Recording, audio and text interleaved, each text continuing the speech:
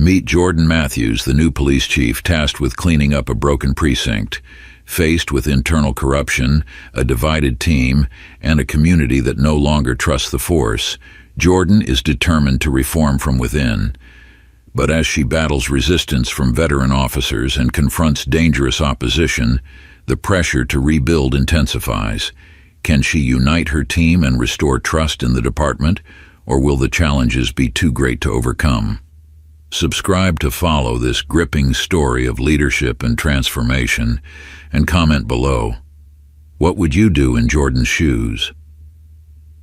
The streets were quieter than Jordan Matthews expected as she drove into Arborville, a small city she had only visited a few times.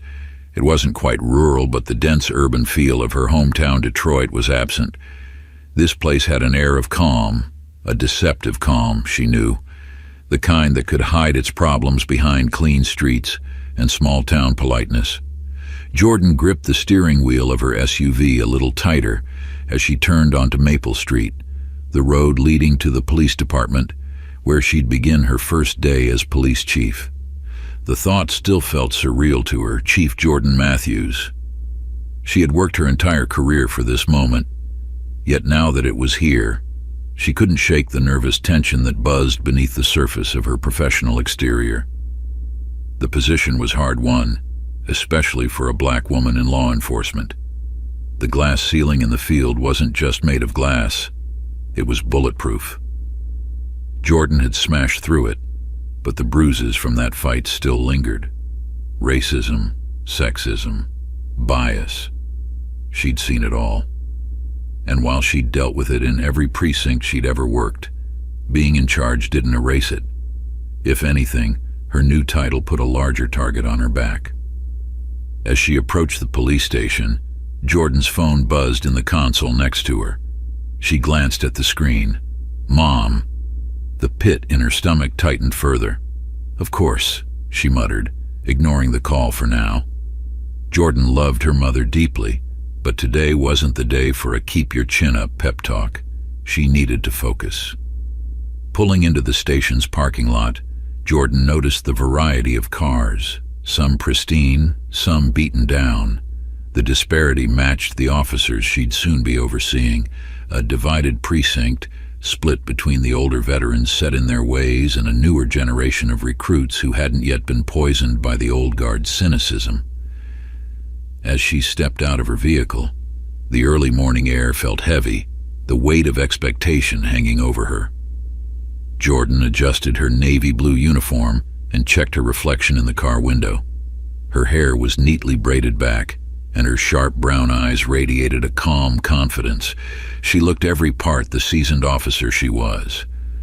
But beneath the surface, she could feel her heartbeat picking up. "I've got this," she whispered, then squared her shoulders and headed inside.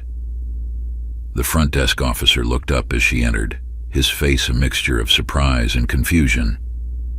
Jordan gave him a polite smile and approached. "Good morning," she said, her voice steady. "I'm Chief Jordan Matthews."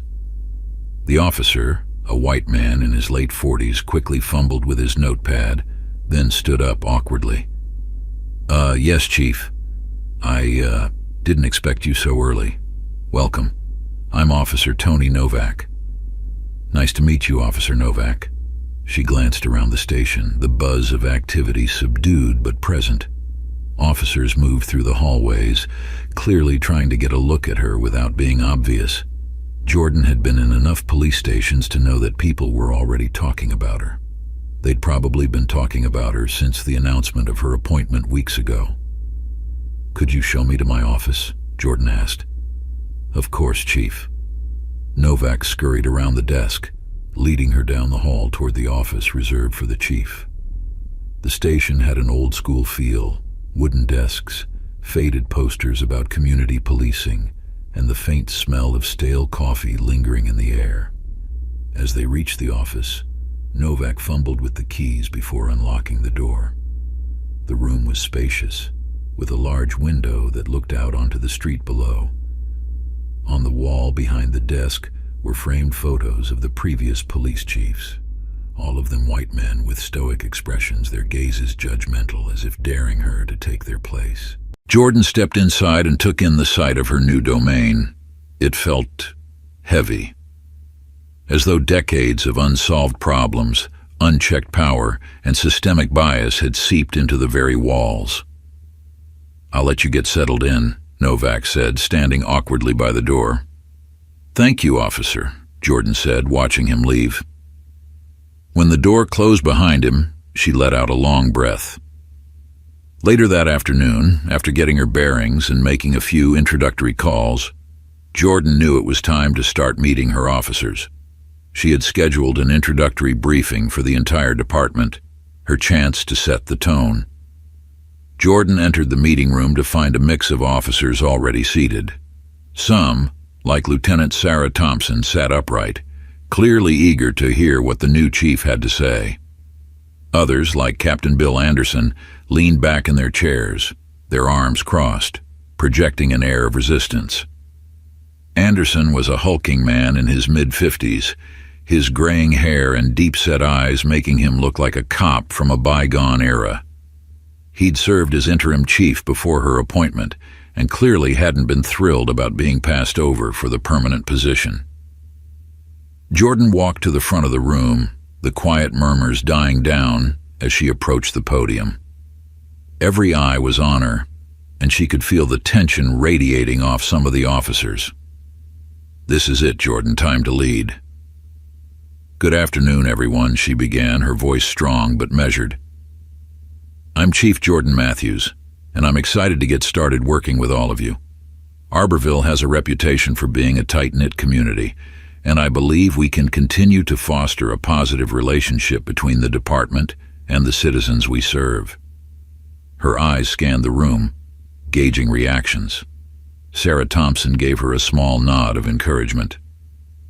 Anderson, however, remained unmoved, his expression unreadable.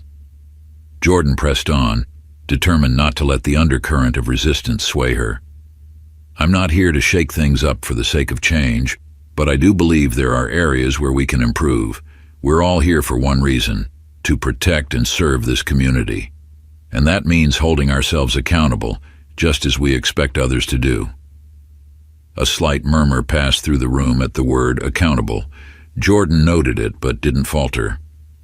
"I know some of you might be wondering what my plans are, how I intend to lead this department," she continued. "The truth is, I'm here to work with you, not against you. But I will not tolerate bias, misconduct, or any behavior that undermines the trust this community has placed in us." She saw Anderson shift in his seat, his jaw tightening. Jordan knew he was listening closely, sizing her up.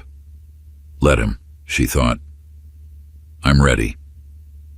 The briefing ended with polite applause from most of the officers, but Jordan could feel the coldness from others as they filed out.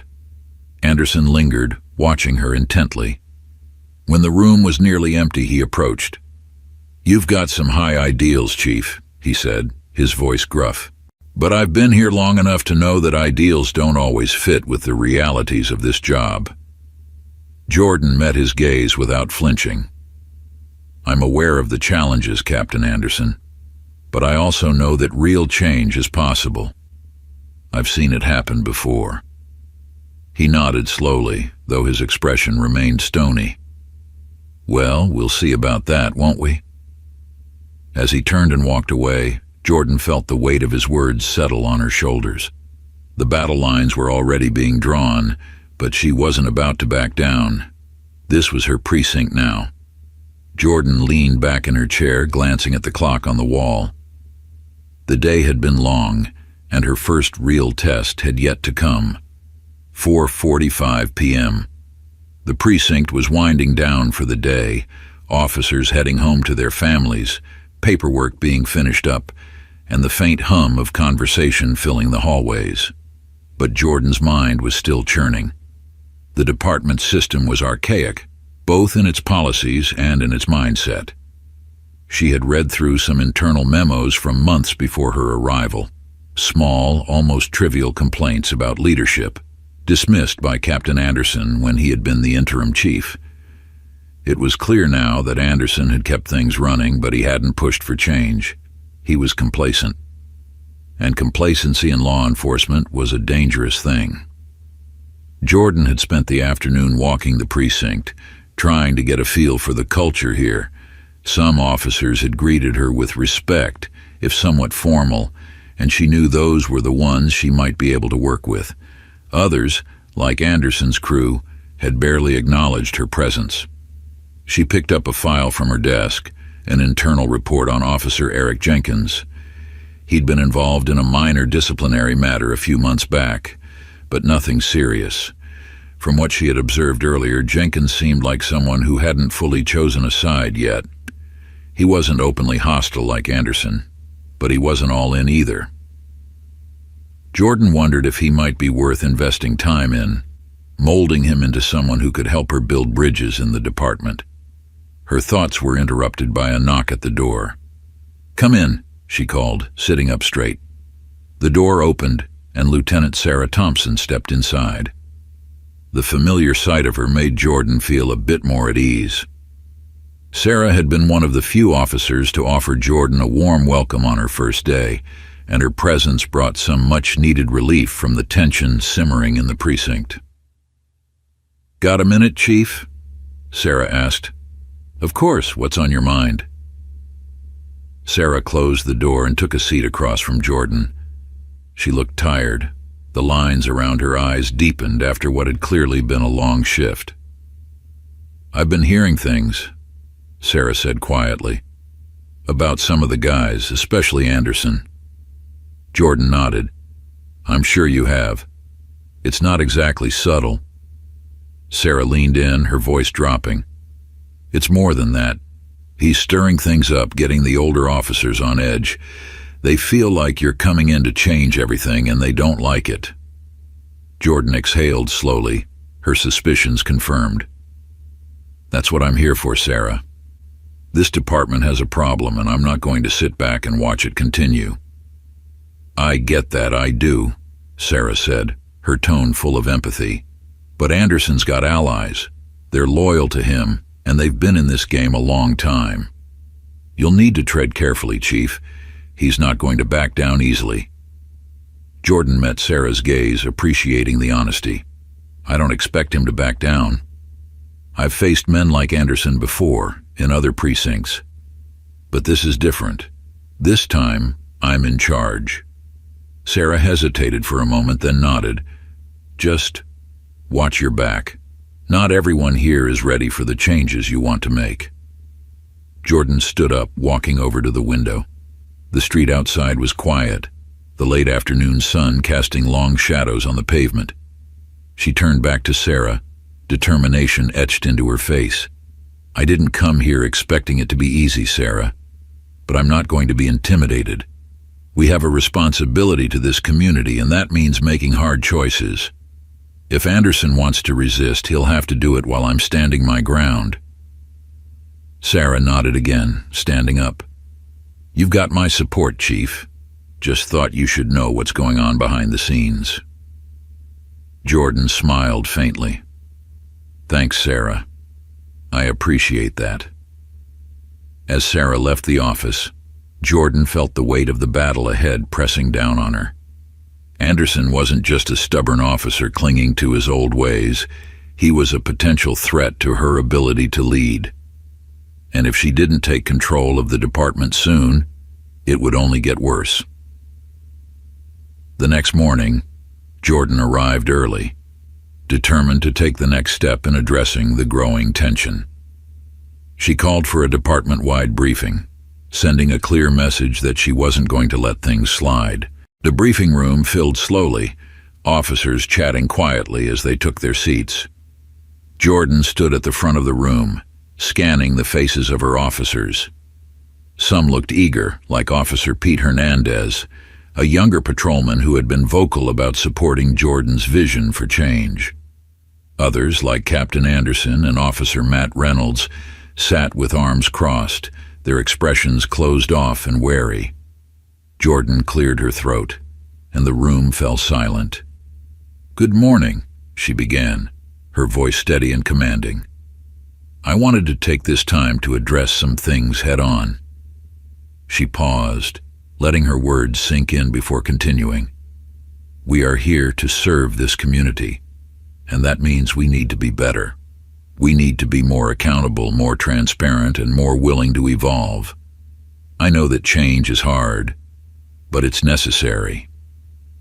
Jordan could see Anderson shift in his seat, clearly uncomfortable, but she pressed on, refusing to let his silent defiance deter her. "As police officers, we hold a position of trust in this community. People look to us for protection, for fairness. But when we fall short, when we let bias or misconduct go unchecked, we lose that trust." The room remained quiet, the weight of her words hanging in the air. "I'm not here to point fingers," Jordan said, her gaze sweeping across the room. "But I am here to make sure we do our jobs the right way.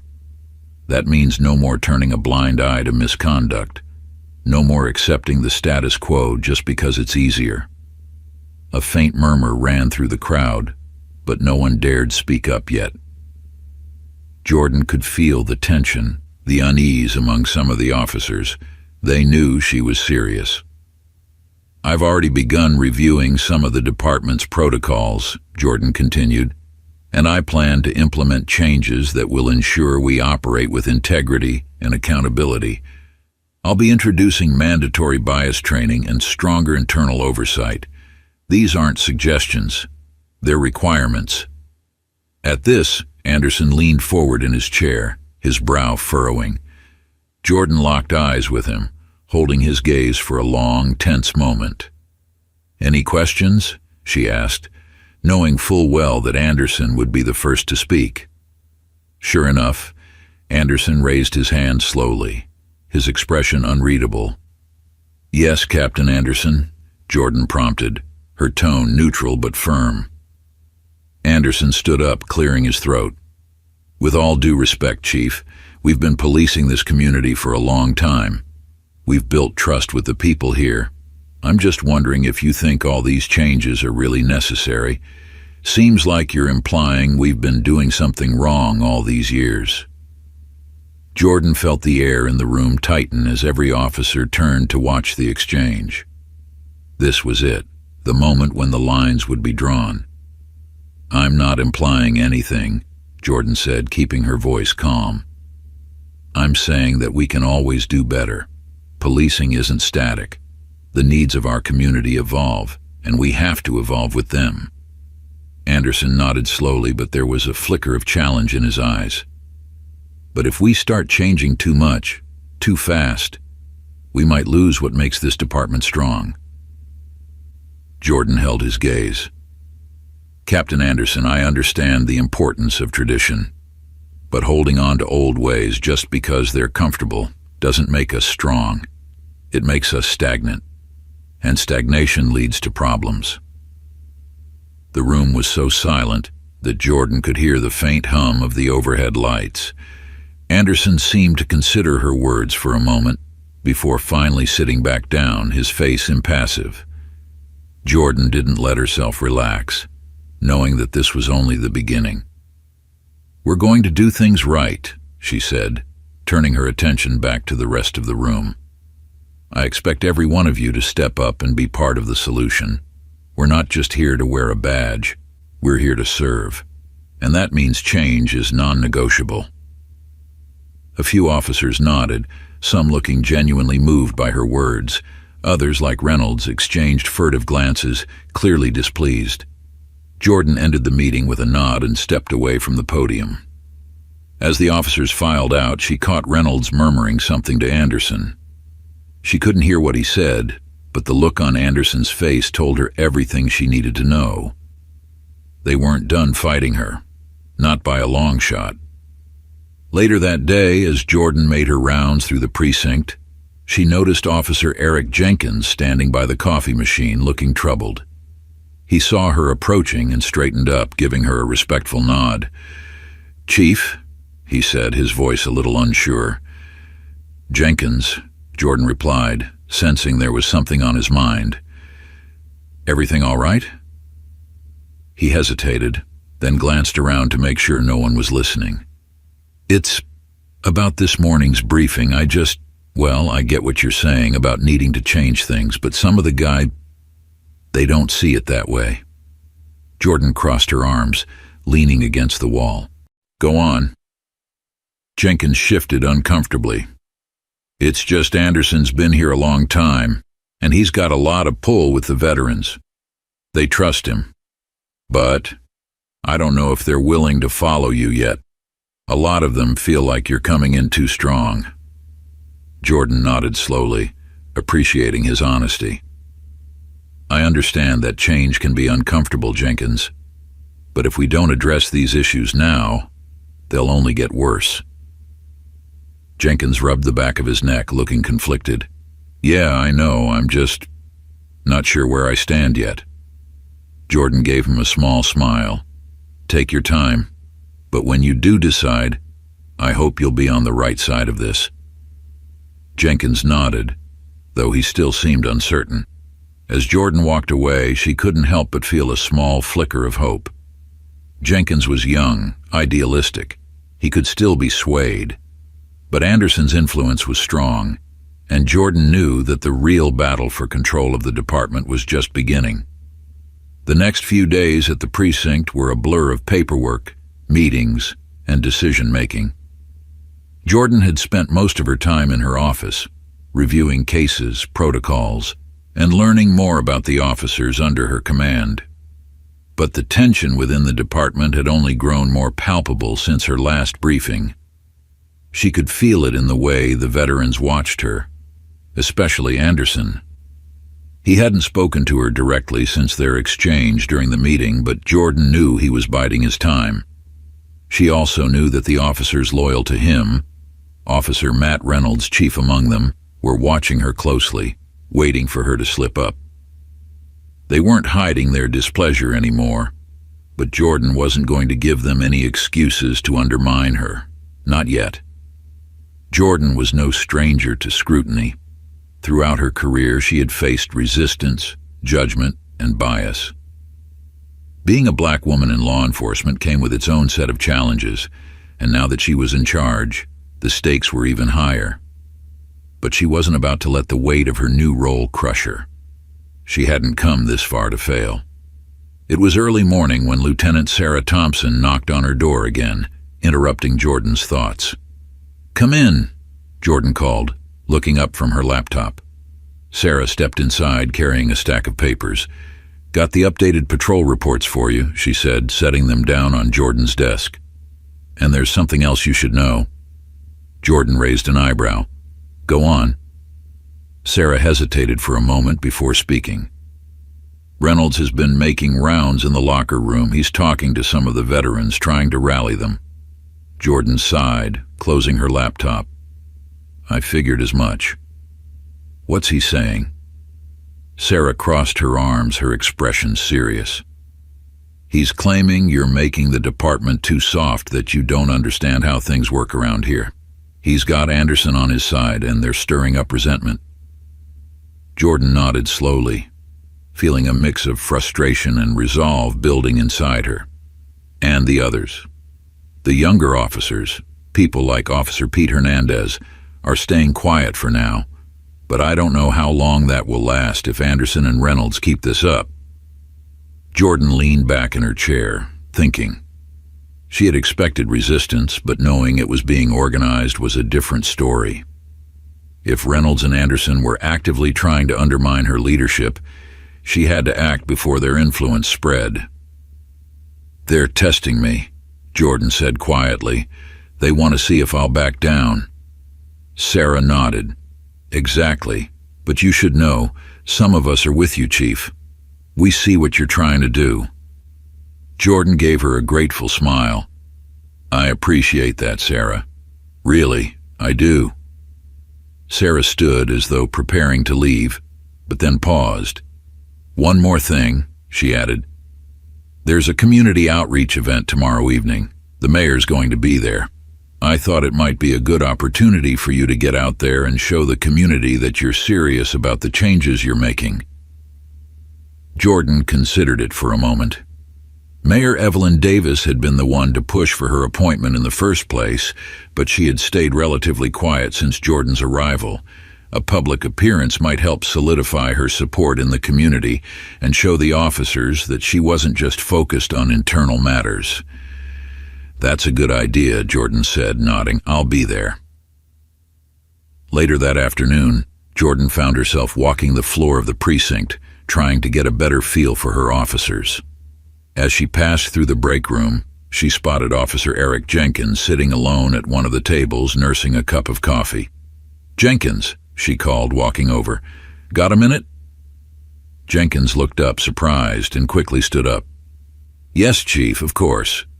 "Sit," Jordan said, gesturing to the seat across from him. She sat down, watching him closely as he did the same. "I've been meaning to talk to you," Jordan began. "I know you've been here for a few years now, and I've heard good things about your work." Jenkins shifted uncomfortably in his seat. "Thank you, Chief." "I also know you've been hearing a lot of things around the precinct lately," Jordan continued. "Things about me, about the changes I'm trying to make." Jenkins hesitated, then nodded. "Yeah, there's been some talk." Jordan leaned forward slightly, her gaze steady. "And where do you stand on all of this, Jenkins? Are you with me, or are you with Anderson and Reynolds?" Jenkins blinked, clearly caught off guard by her directness. I'm not with anyone, Chief. I just want to do my job." Jordan smiled faintly. "That's a good answer, but sooner or later you're going to have to choose a side." Jenkins looked down at his coffee, his expression conflicted. "I know, it's just, Anderson's been here a long time. He's got a lot of respect from the guys." Jordan nodded slowly. "I get that, but respect has to be earned, and Anderson isn't interested in earning mine." Jenkins didn't say anything, but Jordan could see the wheels turning in his mind. He was young, impressionable, someone who could be swayed either way. She needed officers like him to step up, to believe in her vision for change. "I want you to know something, Jenkins," Jordan said, her tone serious. "I'm not here to destroy this department, I'm here to fix it, but I need people I can trust to help me do that." Jenkins looked up, meeting her gaze for the first time. "I'll think about it, Chief." Jordan nodded, satisfied with that for now. "Good. Let me know when you've made your decision." The next evening, Jordan attended the community outreach event Sarah had mentioned. It was being held at a local community center, and the atmosphere was festive but informal. The mayor, Evelyn Davis, was already there, mingling with local leaders and shaking hands with the citizens. Jordan had been through these types of events before, and she knew their importance, especially now when her position was under scrutiny. As she stepped into the room, she felt eyes on her. Some of the people there knew who she was, but others were still unsure about the new police chief. Arborville wasn't Detroit. It wasn't used to a police chief like Jordan Matthews, but she had to show them that she was more than capable of leading. Jordan made her way through the crowd, shaking hands and introducing herself. She met with community leaders, local business owners, and residents who had their own concerns about crime in the city. Most of them seemed receptive, but there were still lingering doubts in the eyes of a few. They had been used to seeing people like Anderson in charge, someone who maintained the status quo. Jordan represented change, and change was often met with suspicion. After about half an hour, Jordan spotted the mayor standing by a table, talking to one of the city council members. She approached, giving a polite nod. "Mayor Davis," Jordan said, extending her hand. "Good to see you." The mayor turned, smiling warmly. "Chief Matthews, I'm glad you could make it." "I wouldn't miss it," Jordan replied, shaking her hand. The mayor gestured toward the crowd. "What do you think? Quite the turnout." Jordan glanced around the room, nodding. "It's good to see the community involved, but there's a lot of work to be done." The mayor raised an eyebrow. her smile fading slightly. "You're already making waves, I hear." Jordan met her gaze steadily. "There are problems in the department, Mayor, problems that have been ignored for too long. If I'm going to lead effectively, I can't ignore them." Mayor Davis studied her for a moment, then sighed. "I appointed you because I believed you could bring change, Chief. But Arborville is a small city. People here don't like conflict. They like things to run smoothly." Jordan's jaw tightened. Sometimes conflict is necessary to fix what's broken. The mayor nodded slowly, though her expression remained cautious. "Just be careful. You've got people's attention now, but that can change quickly if things get too messy." Jordan resisted the urge to bristle at the warning. She understood the mayor's position. She was a politician, after all. But Jordan's job wasn't about pleasing politicians. It was about protecting the community and holding her officers accountable. "I understand, Mayor," Jordan said, her tone even. "But I'm not here to make friends. I'm here to do my job." The mayor gave her a small, approving smile. "Good. Just make sure you're doing the right thing for the city, not just for the department." Jordan nodded, though the conversation left her feeling unsettled. "I am doing the right thing," she thought, "and I won't let anyone stand in my way." Back at the precinct the next morning, the tension was thicker than ever. Jordan could feel it in the air as soon as she stepped through the doors. Whispers echoed through the halls, officers gathering in small groups, their conversations stopping abruptly whenever she passed. She made her way to her office, but before she could sit down, Sarah knocked on her door. "Chief, we've got a problem," Sarah said, stepping inside without waiting for an invitation. "What is it?" Jordan asked, already sensing that something had happened. "It's Anderson. He's called a meeting with some of the veterans, off-site, unofficial. He's trying to rally them against you." Jordan's jaw clenched, her fingers tightening around the edge of her desk. She had expected this, but knowing it was happening didn't make it any easier. "How many?" she asked. "At least 10, Sarah replied, "maybe more. They're planning to make some noise with the union, file complaints against you. They're saying you're pushing too hard, too fast." Jordan sat down, her mind racing. So this is it. Anderson wasn't just resisting quietly anymore. He was actively organizing against her. "All right," Jordan said, her voice calm but firm. "Let him rally whoever he wants. We'll deal with it." Sarah looked concerned. "You know this could turn ugly, right? If Anderson gets enough of them on his side, the union could cause real problems for you." Jordan nodded, feeling the weight of her position settle on her shoulders again. But she wasn't about to back down. "I've faced worse," she said quietly, "and I'm not going to let Anderson or anyone else undermine what I'm trying to do here."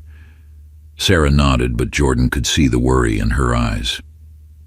"I'll keep an eye on things," Sarah said. "But be careful, Chief. Anderson's got more support than you think."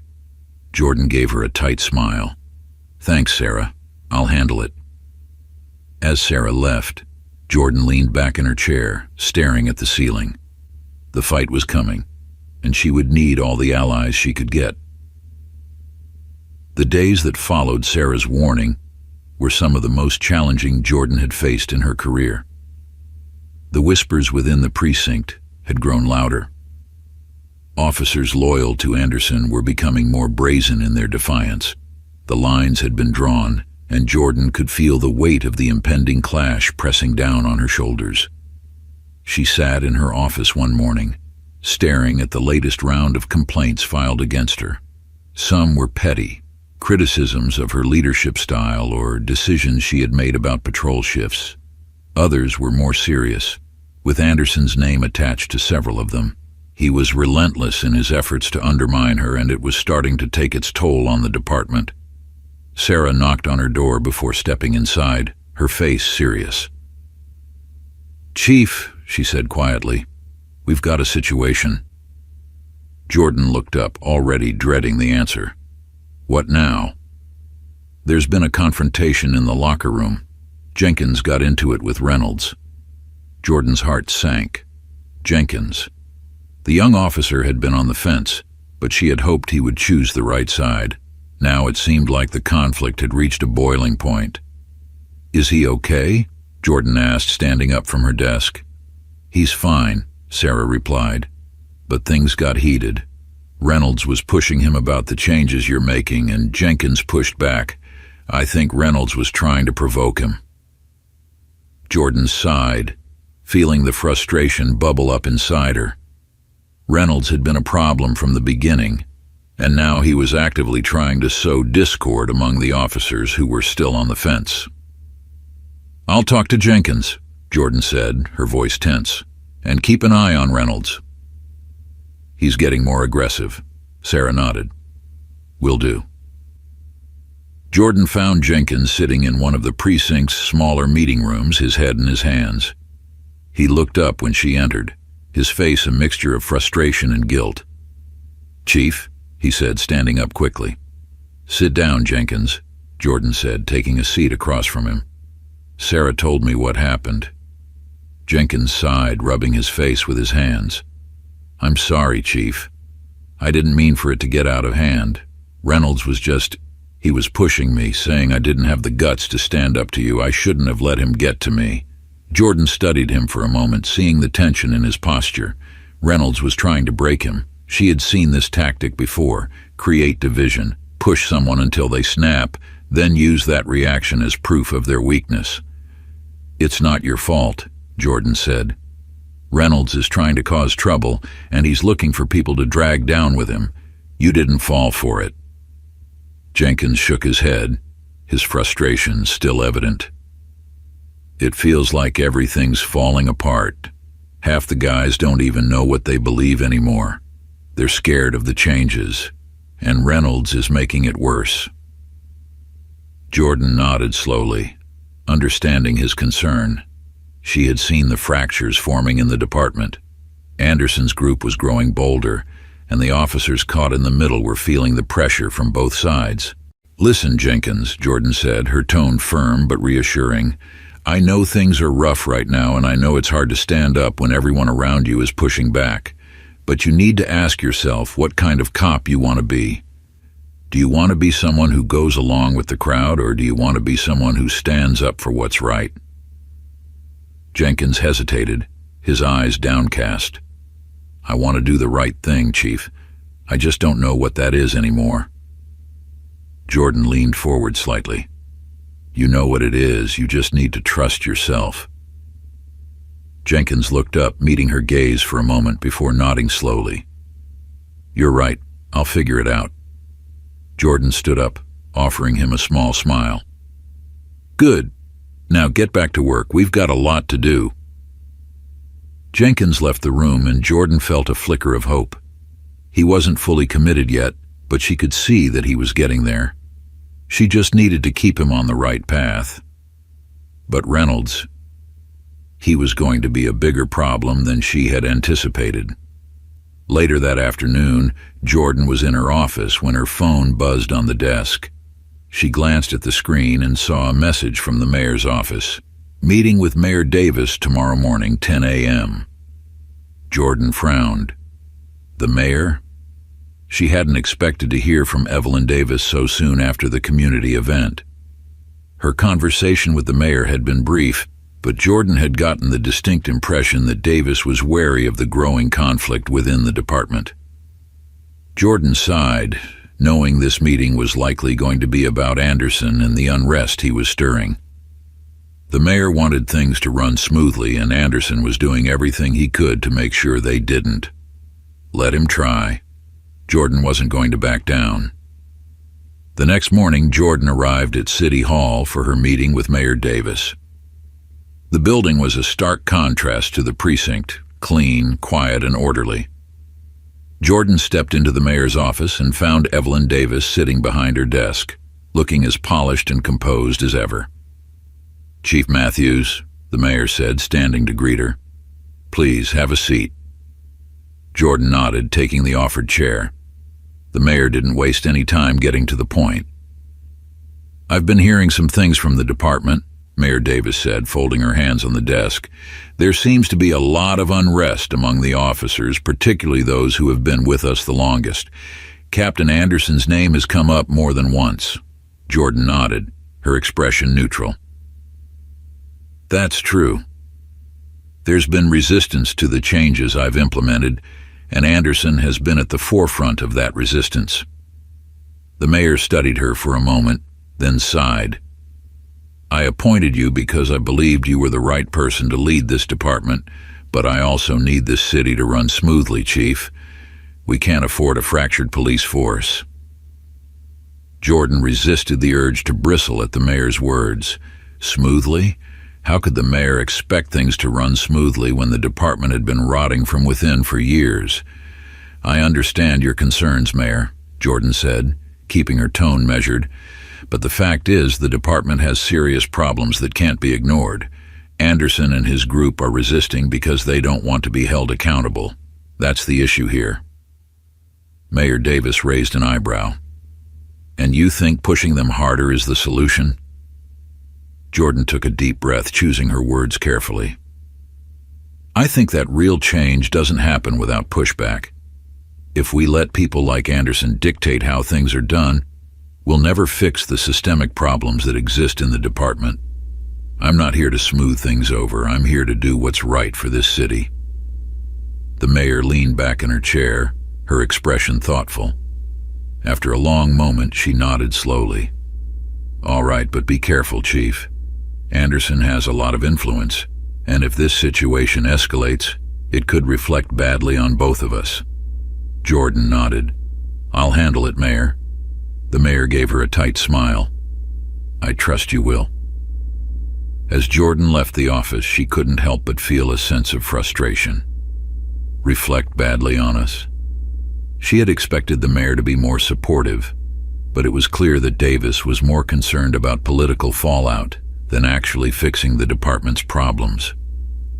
"I'm not here to play politics," Jordan thought as she headed back to the precinct. "I'm here to make this department better." When Jordan returned to the precinct later that morning, she found Sarah waiting for her in the hallway. "Chief," Sarah said quietly, glancing around to make sure no one was listening. "There's been another meeting, off-site. Anderson's group is getting bigger." Jordan's jaw tightened. "How many?" "About a dozen officers, maybe more. They're talking about filing formal complaints, going to the union." Jordan felt the tension in her chest tightening.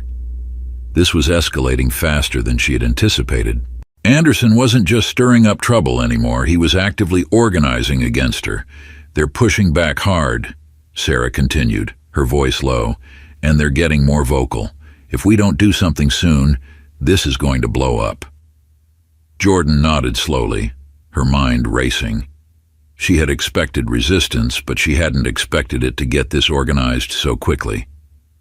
Anderson was playing a dangerous game, and if she didn't move fast, the whole department could spiral out of control. "I need to address this head on," Jordan said finally. "I'm calling a meeting with Anderson and his group. We're going to settle this once and for all." Sarah's eyes widened in surprise. "Are you sure that's a good idea? Anderson's not going to back down easily." "I'm not asking him to back down," Jordan said, her voice cold and firm. "I'm going to remind him who's in charge." Later that afternoon, Jordan sent out the notice for an emergency meeting. She knew it would raise eyebrows, but she didn't care. This was about control, about showing the department that she wasn't afraid of Anderson's tactics. As the officers gathered in the briefing room, Jordan stood at the front, her expression unreadable. Anderson sat near the back, his arms crossed, flanked by Reynolds and several other veteran officers. The tension in the room was palpable. Jordan waited until everyone was seated before she spoke. "I called this meeting because I believe it's time we clear the air," she began, her voice steady. "There have been rumors, complaints, and a lot of talk about the changes I've made to this department." She paused, letting her words sink in. I want to make one thing very clear, she continued, her eyes scanning the room.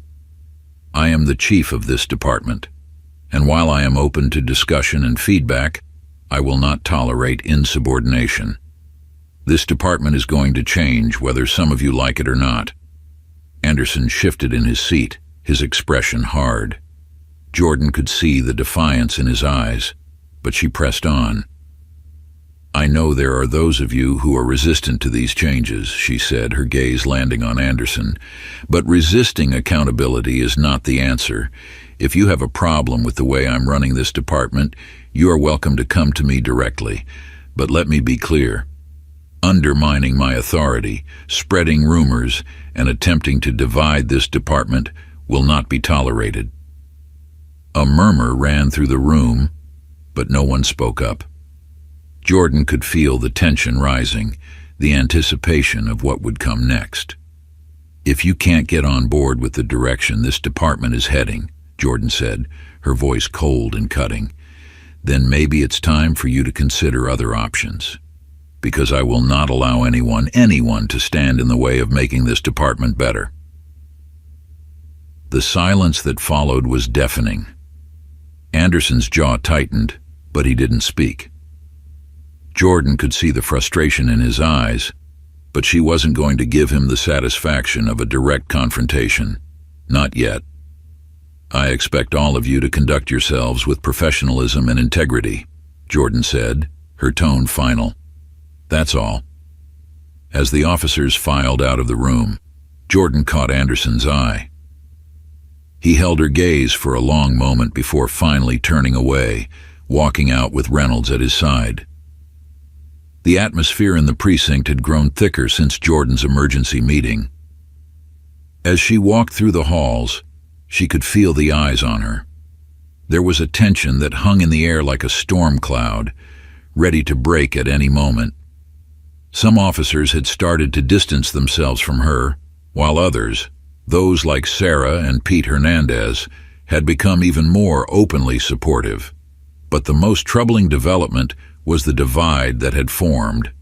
Some officers, particularly the veterans loyal to Anderson, had become more emboldened in their resistance. They no longer bothered to hide their disdain for her leadership. And then there were those like Officer Eric Jenkins, officers caught in the middle, unsure of which side to stand on. Jordan knew the fight wasn't over. In fact, it was just beginning. Jordan was reviewing patrol assignments in her office when her phone buzzed with a message from Sarah. You should know Reynolds is rallying again in the locker room. Heard him talking to a few more guys about going to the Union. Jordan clenched her jaw, her patience wearing thin. Reynolds again. He was pushing hard, trying to stir up as much trouble as he could, and Anderson was giving him cover. Jordan had thought that after the emergency meeting things would cool down, but it seemed like the veterans were only becoming more entrenched. She had dealt with difficult officers before, but this was different. The insubordination was so blatant, and it wasn't just coming from one or two officers, it was spreading. Jordan stood up, grabbed her jacket, and headed out of her office. It's time to make another statement, she thought. As she made her way toward the locker room, she passed several officers who avoided her gaze. She could see the lines forming more clearly now. Some officers were openly avoiding her, while others nodded in respect as she passed. The division was palpable. When Jordan reached the locker room door, she hesitated for a moment, steadying herself. Then, without knocking, she pushed the door open and stepped inside. Reynolds was there, leaning against a locker, his arms crossed, talking to two other officers. Officers Dale Richards and Brian McCall, both veterans. When they saw Jordan, the conversation stopped, and all three of them straightened up. The tension in the room spiked instantly. "Chief," Reynolds said, his tone casual but with an unmistakable edge. "Something I can help you with?" Jordan stared at him, her eyes cold. "I hear you've been having some conversations, Reynolds. Care to explain?" Reynolds smirked, exchanging a quick glance with Richards and McCall. "Just talking with the guys, Chief." Nothing wrong with a little conversation, right? Jordan stepped closer, her presence dominating the small space. That depends on the conversation. If you're trying to undermine my authority or rally officers to go to the union with complaints, then we've got a problem.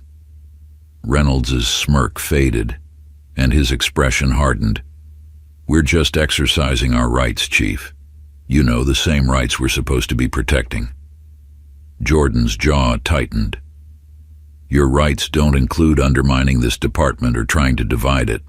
I won't tolerate that. McCall, standing to the side, shifted uncomfortably but said nothing. Richards, however, crossed his arms, clearly backing Reynolds. With all due respect, Chief, Richards said, his tone dripping with sarcasm, not everyone agrees with how you're running things. You've come in here and flipped everything upside down. Guys like Anderson have been running this department for years, and now you expect us to just fall in line without question? Jordan's gaze flicked to Richards. That's exactly what I expect. This department is going to change, and it's going to change now. If you don't like that, you're free to file a complaint through the proper channels. But I won't have you or anyone else trying to turn this place into a battleground. Reynolds stepped forward, his voice low and dangerous. We've built this department, Chief. You've been here for what, a couple of months? You think you can come in and start calling the shots without any pushback? Jordan met his gaze, her eyes unflinching. That's exactly what I think. And if you continue to push me, Reynolds, you're going to find yourself in a lot more trouble than you realize. The silence that followed was thick with tension. Reynolds stared at her, his jaw clenched, clearly angry but not willing to escalate things further. Not yet, at least. Jordan gave him one final look before turning on her heel and walking out of the locker room. As she stepped back into the hallway, she took a deep breath, trying to calm the adrenaline coursing through her veins. This isn't over, she thought. Not by a long shot. Later that day, Jordan sat in her office, staring out the window. The confrontation with Reynolds had left her feeling unsettled. She had hoped that putting her foot down would send a clear message, but instead, it seemed to have only intensified the resistance. A knock at her door pulled her from her thoughts. "Come in," she called, expecting Sarah or one of the other officers. To her surprise, it was Officer Jenkins. He stepped into the room, looking hesitant but determined. "Chief," he said quietly, "can I talk to you for a minute?" Jordan nodded, motioning for him to sit. "Of course. What's on your mind?" Jenkins sat down, fidgeting slightly in his seat. He looked nervous, and Jordan could tell something was weighing on him. I wanted to talk to you about what's been going on around here," Jenkins began, his voice uncertain. "I know you've got a lot of people pushing back against you, and I know Reynolds and Anderson are leading most of it, but I don't think everyone feels the way they do." Jordan studied him, her expression softening. "Go on." Jenkins took a deep breath, gathering his thoughts. "A lot of the younger officers, guys like me and Hernandez, we see what you're trying to do, we get it, but we're stuck between two sides.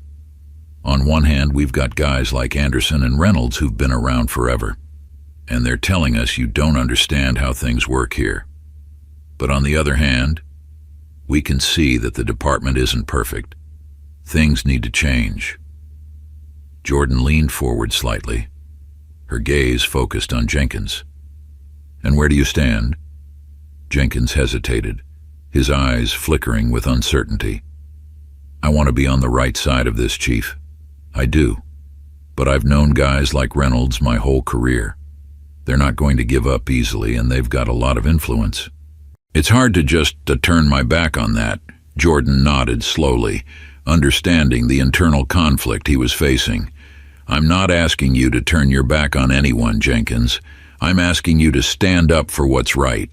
You're a good cop, and you've got potential, but you need to decide what kind of cop you want to be. Do you want to be someone who goes along with the crowd because it's easier, or do you want to be someone who stands up for what's right, even when it's hard? Jenkins looked down at his hands, his expression conflicted. I don't know if I'm ready for that yet, Chief, but I'm trying. Jordan reached across the desk, resting her hand on top of his. That's all I can ask for, Jenkins. Just keep trying, and know that when you're ready to make your stand, I'll be here to back you up. Jenkins nodded, his shoulders relaxing slightly. Thanks, Chief. I appreciate that. As he stood to leave, Jordan felt a flicker of hope. Jenkins wasn't fully on her side yet, but he was getting there. And if she could win over officers like him, she might still have a chance to turn the tide.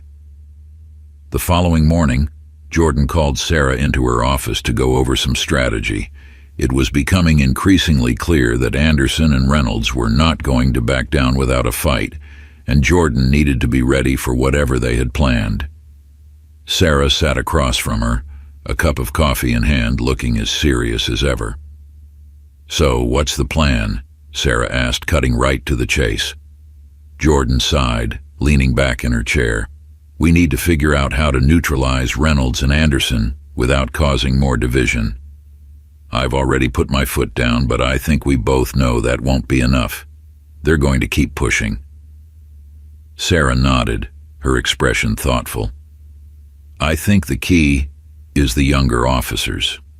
If we can get more of them on our side, Reynolds and Anderson will start losing their influence. The veterans won't be able to hold the department together if the next generation isn't with them. Jordan nodded, considering her words. You're right. Jenkins is close to coming over and Hernandez is already on board. We just need to show the others that they don't have to be afraid of standing with us. Sarah sipped her coffee, her brow furrowed. What about the union? Anderson's group is talking about going to them with complaints. If they get enough guys behind them, the union could cause some real problems. Jordan grimaced. The union was always a wild card. If they sided with Anderson, it could undermine her ability to lead and make it even harder to push through the reforms the department so desperately needed. I'm not worried about the union yet, Jordan said. If Anderson tries to go that route, we'll deal with it. But for now, we need to focus on getting more officers on board with the changes. The more support we have, the less power Anderson has.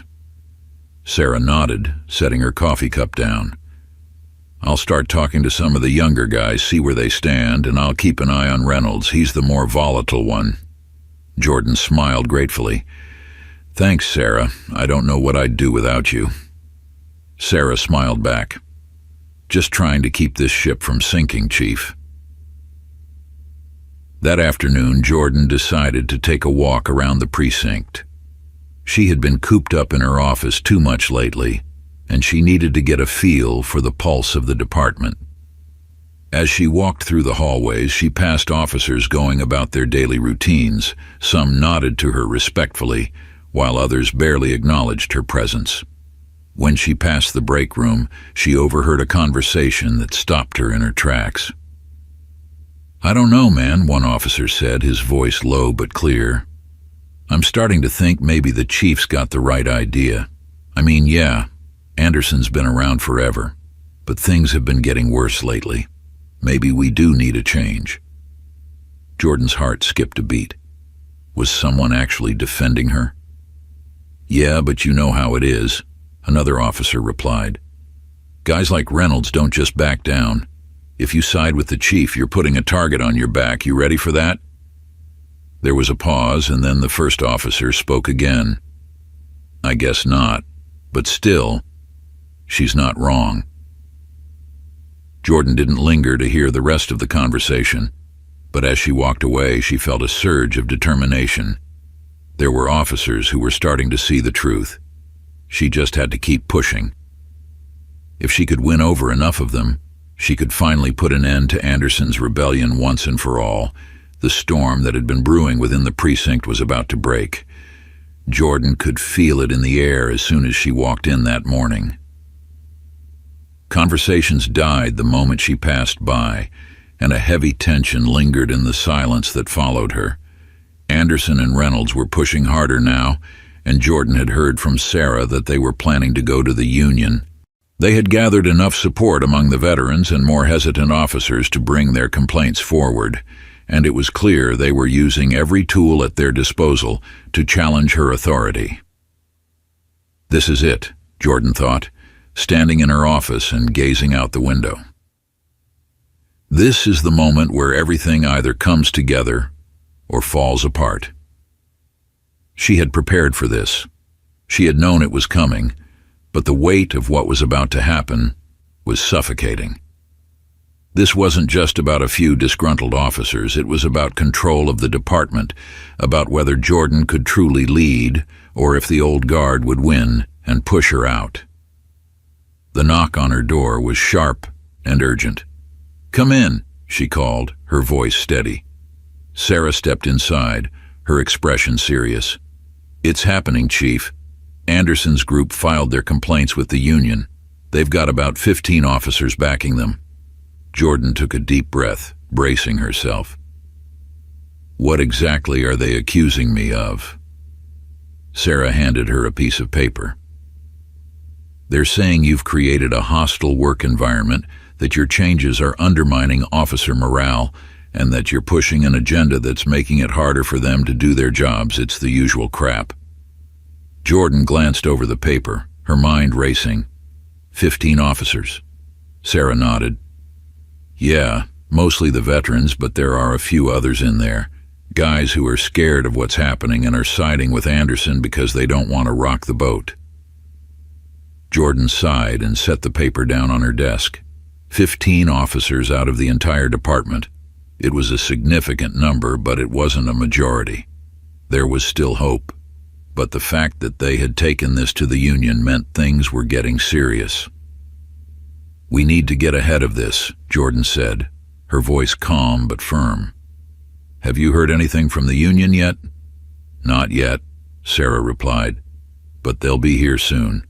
Anderson's pushing hard. He wants them to force an internal review of your leadership." Jordan clenched her jaw, her frustration rising. She had known Anderson was gunning for her, but going to the Union was a bold move, even for him. If the Union got involved, it would slow down all the progress she was trying to make. Worse, it could cast a shadow over everything she'd worked for, making it look like she wasn't fit to lead. "I'll handle it," Jordan said, standing up. "Let me know the moment the Union gets involved." Sarah nodded, but there was a flicker of doubt in her eyes. "You sure, Chief? This is getting ugly fast." "I'm sure," Jordan replied, her tone firm. "Anderson wants a fight, and he's going to get one." The precinct was unusually quiet that afternoon. Jordan could feel the weight of the impending confrontation hanging over the building, and she knew that every officer was waiting to see what would happen next. Sarah had gone to meet with a few of the younger officers, Hernandez, Jenkins, and a couple of others who had yet to choose a side. Jordan hoped they would come through for her, but the uncertainty gnawed at her. She couldn't afford to lose any more of the department to Anderson's influence. As she reviewed the complaints again, trying to form a strategy for when the Union inevitably arrived, her phone buzzed on the desk. It was a text from Jenkins. "Chief, we need to talk. Can you meet me in the garage?" Jordan frowned. Jenkins had been quiet lately, caught in the middle of the conflict between her and the veterans. She wasn't sure if he was ready to take a stand yet, but if he was reaching out, it could be a good sign. Grabbing her jacket, Jordan headed down to the garage, her footsteps echoing in the empty hallway. When she reached the dimly lit parking structure, she found Jenkins leaning against his patrol car, his face tense and troubled. "Jenkins," Jordan greeted him, keeping her voice steady. "What's going on?" Jenkins looked around to make sure no one else was listening, then sighed heavily. "Chief, I'm in a tough spot. I've been hearing a lot of stuff from both sides, and I don't know what to do." Reynolds and Anderson are pushing hard, and I know you've seen what they're doing. Jordan folded her arms, nodding. I know. They're trying to undermine my leadership, and they're using anyone they can to make their case. Jenkins ran a hand through his hair, clearly frustrated.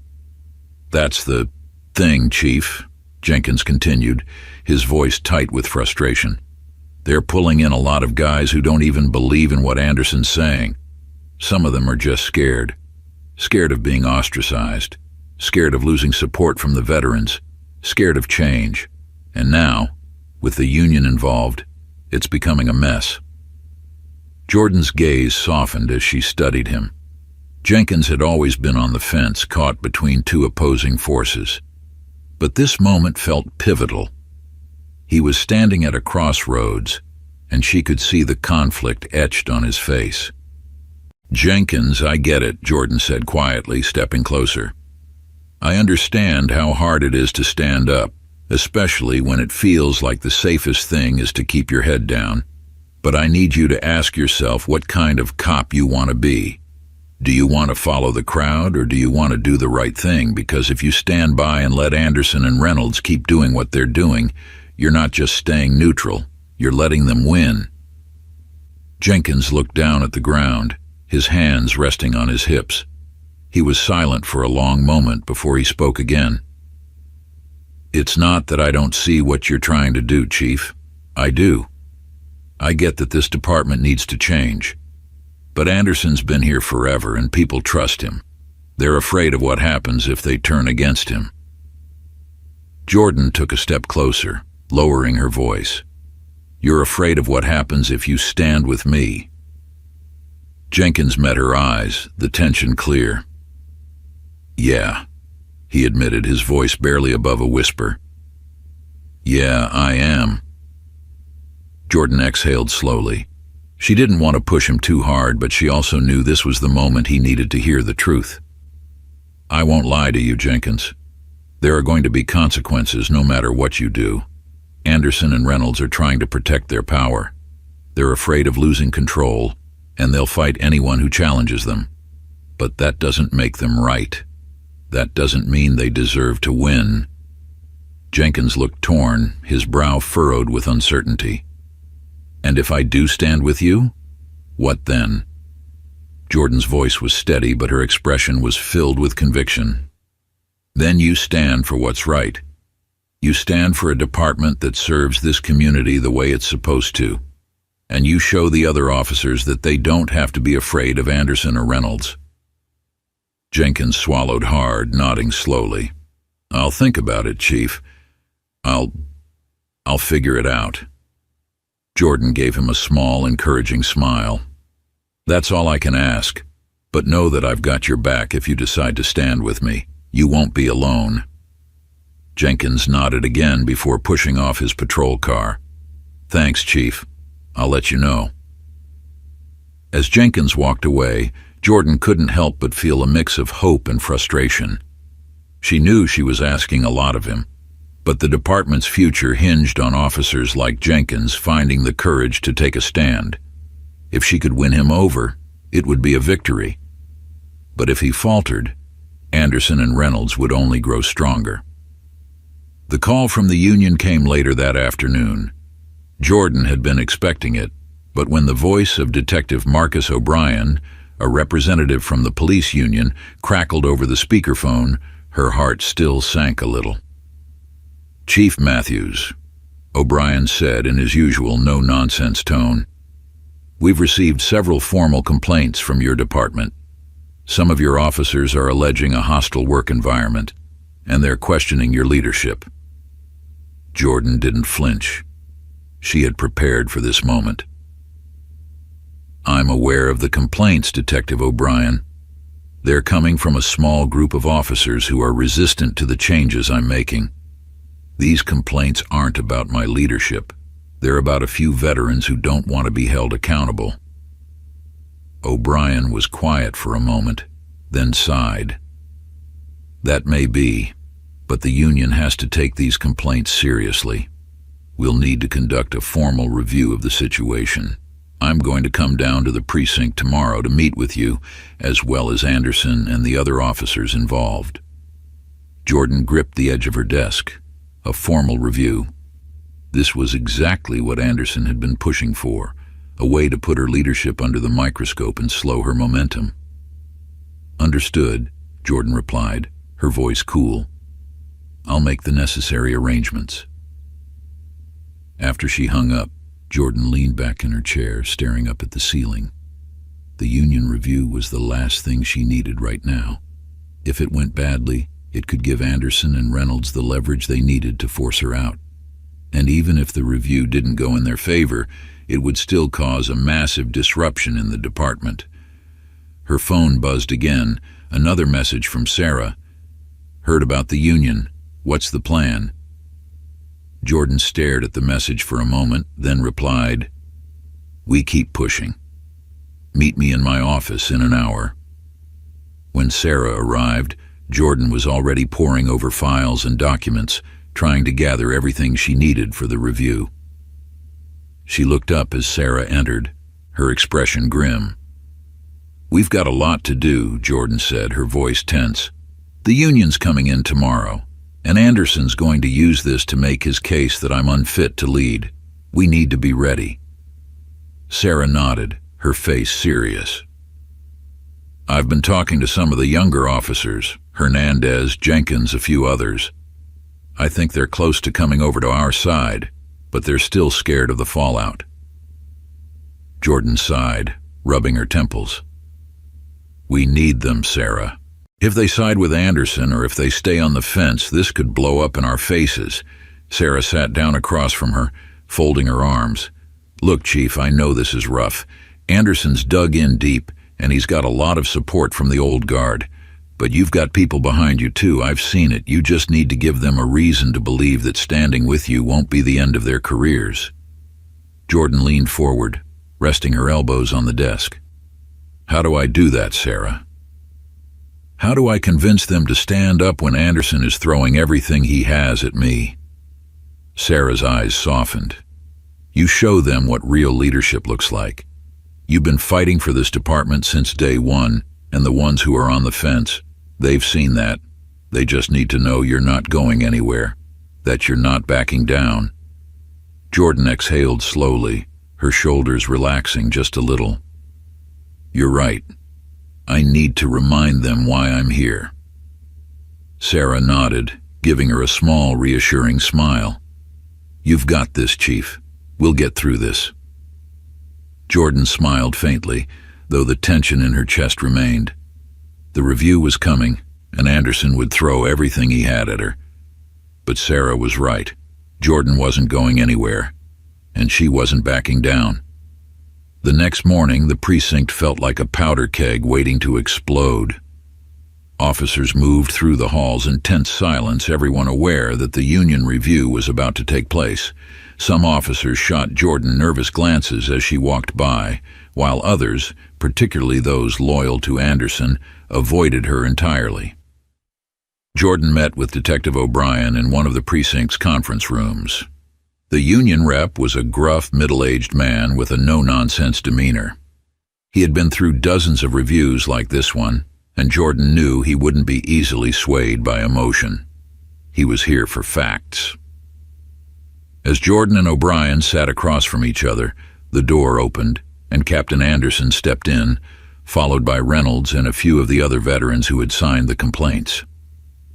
The room felt colder as soon as they entered. Captain Anderson, O'Brien greeted him with a nod. Glad you could join us. Anderson returned the nod, though he barely acknowledged Jordan's presence. He sat down with Reynolds at his side, both men exuding the same quiet defiance they had been carrying for weeks. Let's get started, O'Brien said, pulling out a notebook. I've reviewed the complaints, and I'd like to hear from both sides. Captain Anderson, why don't we start with you? What exactly is the issue here? Anderson didn't hesitate. The issue, Detective, is that Chief Matthews has come into this department, and created an environment where officers are afraid to do their jobs. She's pushing an agenda that's making it impossible for us to operate effectively. Morale is at an all-time low, and officers don't feel supported. Jordan listened carefully, her face expressionless. Anderson was playing his cards exactly as she had expected, framing her changes as reckless and harmful to the department. O'Brien turned to Jordan. "Chief Matthews, what's your response to that?" Jordan leaned forward, her voice calm but firm.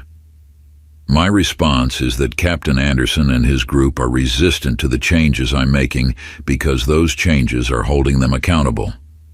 This department has operated on outdated, harmful practices for too long, and Anderson doesn't want that to change. The morale issue isn't because of my leadership. It's because Anderson is using his influence to create division." Reynolds scoffed, but O'Brien raised a hand to silence him. "I see," O'Brien said, his expression neutral. "Captain Anderson, what do you have to say about these changes Chief Matthews is implementing? Specifically, what do you take issue with?" Anderson's jaw tightened. "She's pushing reforms that make it harder for us to do our jobs, more oversight, more bureaucracy. We're on the streets every day, dealing with real threats, and these changes are slowing us down. It's putting us at risk." Jordan felt a spark of anger, but she kept it under control. Risk? The only thing Anderson was risking was his own legacy. He didn't care about the changes. He cared about losing power. "That's not true," Jordan said, her voice steady. "The changes I'm making are about transparency and accountability. We're implementing body cameras, updating protocols for use of force, and ensuring that we're protecting the community in a way that builds trust. If that's putting Anderson at risk, then the problem isn't with the changes. It's with how this department was being run before I got here." The room fell silent for a moment, tension hanging thick in the air. O'Brien scribbled something in his notebook, his face unreadable. "I understand both sides," O'Brien finally said, "but we need to focus on the facts here. I'll be conducting interviews with officers from both sides, and I'll review the policies that have been implemented. Once I have all the information, we'll decide whether a formal review of Chief Matthews' leadership is necessary." Jordan nodded, though the weight of the situation still pressed down on her. This wasn't over, not by a long shot. After the meeting, Jordan stepped into the hallway, her mind still racing. She knew the union would take its time conducting interviews and gathering evidence, and Anderson would use that time to keep pushing his narrative. It was exhausting, but Jordan had made it through the worst of it. As she made her way back to her office, she saw Officer Jenkins standing near the break room. He caught her eye and nodded, then walked over to her. "Chief," Jenkins said quietly, "I've made my decision." Jordan's heart skipped a beat. "And?" Jenkins stood straighter, his expression resolute. "I'm with you. I can't keep standing on the sidelines. This department needs to change, and I want to be part of that change." Relief washed over Jordan, and she gave Jenkins a firm nod. "I'm glad to hear that. You're making the right choice, Jenkins." Jenkins smiled faintly. "Thanks, Chief. Let's make this place better." As Jenkins walked away, Jordan felt a renewed sense of hope. The union review was still looming, but she wasn't alone in this fight. With officers like Jenkins and Sarah by her side, she knew she could weather whatever storm was coming. The days following the meeting with Detective O'Brien felt like a slow march toward an inevitable reckoning. The union was conducting interviews with officers on both sides, and the precinct was in a constant state of unease. Officers were walking on eggshells, unsure of what the outcome would be, and the air felt charged with uncertainty. Jordan knew that Anderson and Reynolds were working behind the scenes, trying to turn more officers against her. Every time she passed through the hallways, she could feel the weight of their whispers. The department had reached a boiling point, and something had to give. She sat in her office, staring at the list of officers who had been interviewed by the union. There were a few names that stood out to her: Officer Eric Jenkins, Officer Pete Hernandez, and Lieutenant Sarah Thompson. These were the ones she had come to rely on, the officers who had chosen to stand with her when it mattered most. But then there were the names of the veterans who had sided with Anderson: Captain Bill Anderson, Officer Matt Reynolds, and others who had grown comfortable with the status quo. They were the ones who had the most to lose if Jordan's reforms took hold, and they were fighting with everything they had to stop her. A knock on her door pulled her from her thoughts. "Come in," she called, already knowing it would be Sarah. Sarah stepped inside, her face lined with worry. "Chief, we've got a situation." Jordan stood up, immediately on alert. "What's going on?"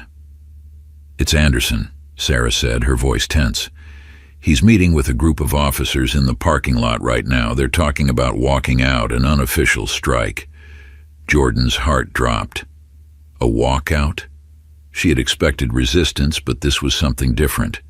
If Anderson convinced enough officers to walk off the job, it could paralyze the department, leaving the city vulnerable and undermining her leadership completely.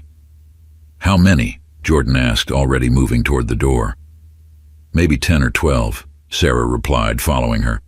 "Mostly the veterans, but a few others who are scared of what Anderson might do if they don't go along with him." Jordan clenched her fists as she made her way through the precinct. This was exactly the kind of move she had feared. Anderson was trying to force her hand, to make her look like she couldn't control her own department. As they reached the parking lot, Jordan saw the group of officers gathered near Anderson's car. Anderson stood in the middle, arms crossed, looking every bit the seasoned veteran he was. Reynolds was beside him, pacing back and forth, clearly agitated. The other officers, some of them older, some younger, stood in a loose circle around them, their expressions a mix of uncertainty and frustration. Jordan stepped out into the open, her presence immediately commanding attention. The conversation stopped, and all eyes turned to her. "Captain Anderson," Jordan called, her voice strong but measured. "What's going on here?" Anderson turned to face her, his expression hard. "We're done, Chief. We've had enough of your so-called reforms. You've turned this department into a war zone, and we're not going to stand by and let you tear it apart." Jordan stepped closer, refusing to be intimidated. "You're trying to undermine my leadership, Anderson. You're using fear to manipulate these officers, and I won't let it continue." Reynolds stepped forward, his face twisted in anger. "You've lost control of this department, Matthews. Look around you. No one trusts you anymore. You think you can just walk in here and change everything without any consequences?" Jordan met his gaze, unflinching. "I'm not changing everything, Reynolds. I'm fixing what's broken. And the only ones facing consequences are the people who've been abusing their power for too long." Reynolds scoffed, but Anderson raised a hand to silence him. "This isn't just about you, Chief. It's about the future of this department. You've created division where there was none. You've made it impossible for us to do our jobs." Jordan took a step forward, her voice rising. "The division was already here, Anderson. I didn't create it. You did. You've been holding on to this department for decades, and you've let it fester with outdated practices and unchecked bias. I'm here to make this place better, and if that threatens your power, then that's your problem, not mine." A few of the officers shifted uncomfortably, their loyalty to Anderson wavering in the face of Jordan's words. Jordan could see it. Some of them were questioning whether they were on the right side of this fight. "I won't let you destroy what we've built," Anderson said, his voice low and threatening. Jordan's gaze hardened. "I'm not destroying anything. I'm rebuilding. And if you can't get on board with that, then maybe it's time for you to step aside." The silence that followed was deafening. Anderson's face darkened with rage, but he didn't speak. He couldn't. He knew that if he escalated this any further, it would only make him look worse in front of the other officers. Jordan took a deep breath, addressing the group. You all have a choice to make. You can either stand with Anderson and fight against the changes that will make this department better, or you can stand with me and be part of the solution. But let me make one thing clear. If you walk out, if you abandon your post, you're not just betraying this department, you're betraying this community. Several officers looked down, clearly uncomfortable with the weight of her words. The younger ones, those who had been on the fence, were shifting nervously, realizing the gravity of what was happening. Hernandez, who had been standing at the edge of the group, stepped forward, his voice steady but firm. I'm with the chief.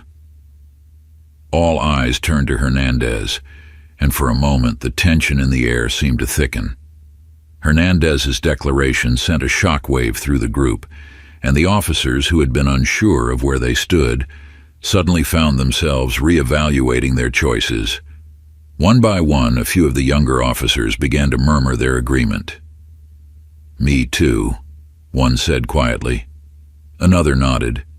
Yeah, I'm in. And just like that, the tide began to turn. Anderson's face twisted in disbelief as he watched the younger officers break away from his influence. Reynolds, clearly furious, stepped forward, his voice loud and aggressive. You're making a mistake, all of you. But the momentum had shifted. The younger officers were rallying behind Jordan now, and the veterans who had stood by Anderson were starting to waver. Jordan stepped closer to Anderson, her voice low but unwavering. It's over, Anderson. You don't have the department anymore. It's time for you to step down. For a moment it seemed like Anderson might lash out, his face red with anger. But then slowly, he lowered his gaze, realizing that he had lost. His grip on the department had slipped, and there was nothing he could do to get it back. Without another word, Anderson turned and walked toward his car, Reynolds following close behind. The group of officers that had once stood with them now stood divided, some leaving with Anderson, others staying with Jordan. As Anderson's car pulled out of the parking lot, Jordan felt a wave of relief wash over her. The battle wasn't over, but the worst of it was behind her. Anderson and Reynolds had tried to break her, but she had held her ground. And now, the department was finally starting to come together. Later that afternoon, Jordan sat in her office, the tension in her chest finally beginning to ease. Sarah walked in, her face lit with a smile that Jordan hadn't seen in days. Well, that was something, Sarah said, sitting down across from her. I wasn't sure how that was going to play out, but I think you won this round.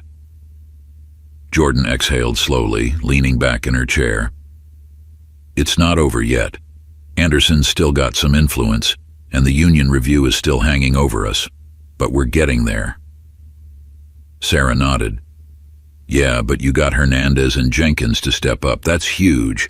The younger officers are starting to see that standing with you isn't as risky as they thought. Jordan smiled faintly. That was the plan. As they talked, Jordan's phone buzzed with a message from Detective O'Brien.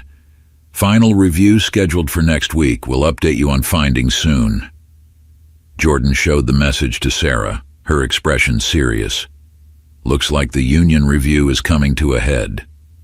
Sarah nodded, her face growing more solemn. How do you feel about it? Jordan shrugged. I've done everything I can. If the union decides I'm unfit to lead, then so be it. But I'm not going to back down now. Sarah smiled, her eyes filled with admiration. You're stronger than you give yourself credit for, Chief. No matter what happens with the review, you've already made a difference. Jordan nodded, though the weight of the review still lingered in the back of her mind. She had fought hard to get this far, but the final battle was still ahead. The week leading up to the final review was filled with uncertainty. Jordan continued to push forward with her reforms, working closely with Sarah and the younger officers who had pledged their support. Hernandez and Jenkins were becoming more vocal, rallying other officers who had been on the fence. The department was slowly but surely beginning to heal, though the wounds from the conflict with Anderson were still fresh. Jordan could feel the weight of the review hanging over her, but she refused to let it shake her confidence. She had made her case to the union, and now it was out of her hands. All she could do was wait. The morning of the review arrived, and the atmosphere in the precinct was tense. Jordan met with Detective O'Brien in the same conference room where the initial meeting had taken place. Anderson wasn't there this time. He had taken an extended leave of absence, and Reynolds had been conspicuously absent from the precinct for days.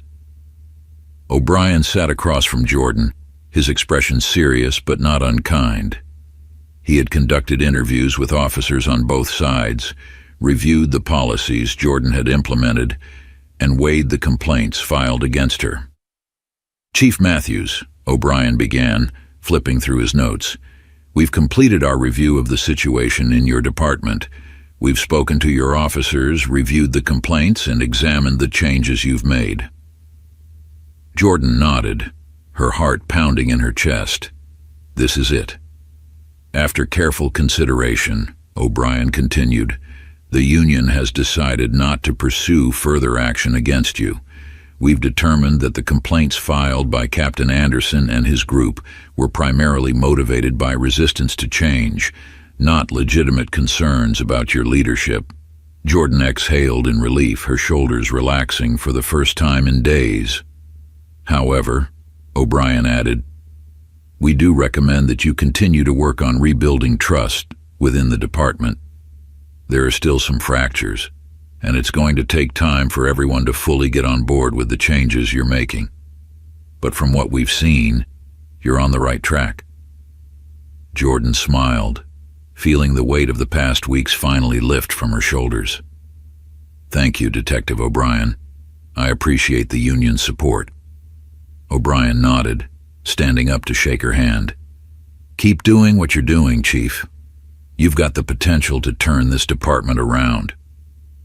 As O'Brien left, Jordan sat alone in the conference room for a moment, letting the relief wash over her. The battle with Anderson was over. The union review had come and gone, and she had come out on top. But Sarah was right. There was still work to be done. The department wasn't fully healed yet, and there were still officers who were hesitant to embrace the changes. But for the first time in weeks, Jordan felt hopeful. She had won this round, and she wasn't going to stop fighting until the department was everything it could be. The relief that came with the union's decision was profound, but it wasn't long before Jordan was reminded that the hardest part of her job was still ahead of her. Winning the battle against Anderson had been a turning point, but the fractures in the department ran deep. The precinct was still divided, trust was fragile, and the wounds from the conflict would take time to heal. Jordan sat at her desk the morning after the review, looking over the precinct's latest reports.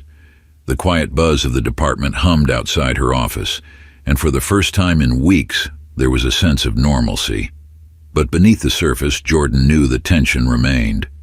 Officers were still trying to figure out where they stood, especially now that Anderson and Reynolds were gone, at least for the moment. Anderson had taken an extended leave following the failed walkout, and Reynolds had requested a transfer to a different precinct. Both men had been cornerstones of the old guard, and now their absence left a vacuum that Jordan needed to fill quickly before other veterans tried to step in and take control. A knock on the door pulled her from her thoughts. "Come in," she called, setting the reports aside. Sarah stepped into the office, her expression lighter than it had been in recent weeks.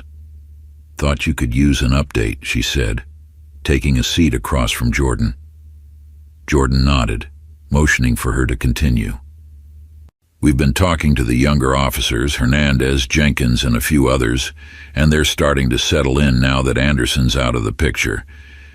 I think a lot of them were just waiting to see which way the wind would blow, and now that you've come out on top, they're getting more comfortable with the changes." Jordan smiled faintly. "That's good to hear. What about the veterans?" Sarah's expression grew more serious. "Some of them are still resistant. You know how it is. They've been doing things a certain way for so long that they can't see past it. But without Anderson rallying them, they're not as organized. We'll need to keep an eye on them, though. I wouldn't be surprised if someone tries to take his place, Jordan sighed, leaning back in her chair. I figured as much. It's going to take time to get everyone on board. Sarah nodded. Yeah, but we've got momentum now. You've won over the officers who were on the fence, and that's a big deal. We just need to keep pushing forward, show them that this department is better off with these changes. Jordan exhaled slowly, feeling the weight of the weeks-long battle begin to ease, though it didn't disappear entirely. Thanks, Sarah. I appreciate everything you've done. I couldn't have gotten through this without you. Sarah smiled, her eyes warm with gratitude. I'm just glad we're finally making progress, Chief. You've done the hard work. You've earned this. Jordan returned the smile, though the exhaustion still tugged at her. There's still so much to do, but for the first time, I feel like we're actually moving in the right direction. Over the next few days, Jordan worked tirelessly to begin the process of rebuilding the department. She called a meeting with all the officers, determined to set a new tone moving forward. The precinct was quieter now without Anderson's constant undermining, but Jordan knew she needed to take decisive action to prevent anyone else from trying to fill his shoes. The meeting room was filled with officers when Jordan stepped up to the front, her presence commanding their attention. Sarah stood off to the side along with Jenkins and Hernandez, both of whom had become more vocal about supporting Jordan's reforms in recent days. Thank you all for being here, Jordan began, her voice steady. As you all know, we've been through a difficult few weeks. This department has been divided, and it's caused a lot of tension and uncertainty. But now that the union review is behind us, it's time for us to move forward, together. She paused, letting her words sink in before continuing. I know that change is hard, Jordan said, her gaze sweeping across the room. But it's necessary. This department has been operating under old practices that haven't served this community the way they should. My goal has always been to make this department better, to make it a place where we can all do our jobs with integrity, accountability, and respect for the people we serve. A few of the younger officers nodded in agreement, while some of the veterans remained stone-faced, their arms crossed. Jordan could feel the tension in the room, but she pressed on. I understand that some of you are still unsure about these changes, she said, addressing the veterans directly. But I want to make one thing clear. I am committed to making this department better, and I'm committed to working with each of you to ensure that we succeed. Jordan glanced at Jenkins and Hernandez, who both gave her small nods of encouragement. Then she turned her attention back to the room. We've already made progress, she continued. We've implemented new protocols, updated our use of force policies, and increased transparency with the community. These are just the first steps, and there's more work to be done, but we need to do it together. This department can't function if we're divided. There was a long silence as Jordan's words settled over the room.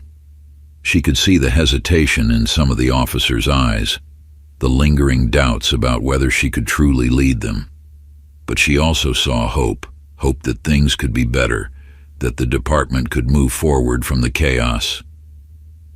If you have concerns, if you have questions, I'm here to listen, Jordan said, her tone sincere. But we're going to move forward, and I need all of you to be part of that. Another beat of silence, and then, to her surprise, one of the older officers, Officer Mike Garrison, a veteran who had been on the fence, raised his hand. Chief, Garrison said, his voice steady but thoughtful. I've been with this department for over 20 years. I've seen a lot of chiefs come and go, and I've seen a lot of changes. Some good, some bad. I'll admit, I've been skeptical of the direction we're heading in, but I'm willing to give it a chance. Jordan felt a surge of relief wash over her. Garrison had always been a quiet leader among the veterans, and his willingness to give her reforms a chance was a significant step forward. "Thank you, Officer Garrison," Jordan said, her voice warm. "I appreciate that, and I promise you, I'm here to make this department better for all of us." Slowly, more officers began to murmur their agreement. The veterans weren't fully won over yet, but the tide was beginning to turn. Jordan could feel the shift in the room, a tentative willingness to move forward, to put the division behind them and start building something better. After the meeting, Jordan sat in her office, feeling a mix of exhaustion and cautious optimism. The department had taken a step in the right direction, but the road ahead was still long. Healing the fractures caused by Anderson's rebellion would take time, and Jordan knew she couldn't let her guard down. Sarah knocked on the door and entered, her expression lighter than usual. "That went better than I expected," Sarah said with a smile. "Garrison coming around is huge. He's got a lot of respect from the older guys." Jordan nodded, leaning back in her chair. "Yeah, it's a start, but we've got a lot of work to do." Sarah sat down across from her, her smile softening. "You've already done the hardest part, Chief. Anderson's gone, the union's on your side, and the department is starting to rally behind you. You're winning this." Jordan smiled faintly, though the exhaustion still weighed heavily on her. "I know, it's just, I didn't expect it to be this hard." Sarah's expression grew more serious. "You've been through the ringer, Jordan. No one could have predicted how bad it would get with Anderson, but you made it through. And now you've got a chance to really make a difference." Jordan sighed, running a hand through her hair. "I just hope I can keep this department together long enough to see it through." Sarah leaned forward, her voice filled with quiet conviction. "You can. You've got this, Chief, and we're all behind you." Jordan smiled, feeling a warmth spread through her chest. Sarah was right. She wasn't alone in this fight. The younger officers, like Jenkins and Hernandez, were with her. Garrison's support was a major win, and the other veterans would likely follow suit once they saw that the department wasn't falling apart without Anderson. For the first time in weeks, Jordan felt a glimmer of hope. The future of the department was starting to take shape, and while the road ahead would be challenging, she knew she was ready to face it head-on. As the days passed, Jordan focused on continuing her work to heal the department. She held one-on-one meetings with the veterans who were still hesitant about the changes, listening to their concerns and addressing them directly. Some were more receptive than others, but slowly, the resistance began to soften. Jenkins and Hernandez took on more leadership roles, helping to guide the younger officers through the transition and showing them that Jordan's reforms weren't something to be feared. Their presence in the precinct was a stabilizing force, and Jordan knew she could count on them to help lead the charge. Jordan also made a point of increasing transparency with the community. She attended neighborhood meetings, spoke with local leaders, and worked to rebuild the trust that had been fractured by years of mistrust and poor policing practices. The community was wary at first, but as they saw the changes taking place in the department, they began to open up. Jordan knew that the real measure of her success would be whether the community felt safer and more connected to the officers who served them. One evening after a particularly long day, Jordan sat alone in her office, the precinct quiet around her. The stack of paperwork on her desk was daunting, but for the first time in a while, it didn't feel overwhelming. The department was stabilizing, and while there were still challenges ahead, Jordan could finally see a path forward. Her phone buzzed with a message from Sarah. "We're getting drinks at O'Malley's. You should join us." Jordan smiled, typing a quick reply. "I'll be there in 20. As she gathered her things and prepared to leave, Jordan took a moment to reflect on everything that had happened. The battle with Anderson had been brutal, and there had been moments when she had doubted whether she could make it through. But now, standing on the other side of that conflict, she felt stronger than ever. She wasn't just the chief of this department, She was a leader, and she was going to lead this department into a future where accountability, integrity, and respect weren't just ideals. They were the foundation of everything they did. Jordan walked out of her office, the weight of the past weeks finally starting to lift.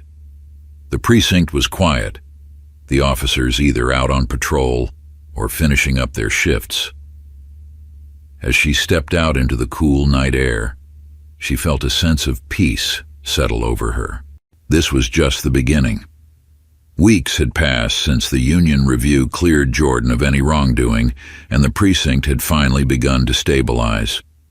Without Anderson and Reynolds to stir up dissent, the atmosphere was less tense, and officers were starting to settle into the new normal. Jordan could feel the department slowly turning a corner, but the process of rebuilding was far from over.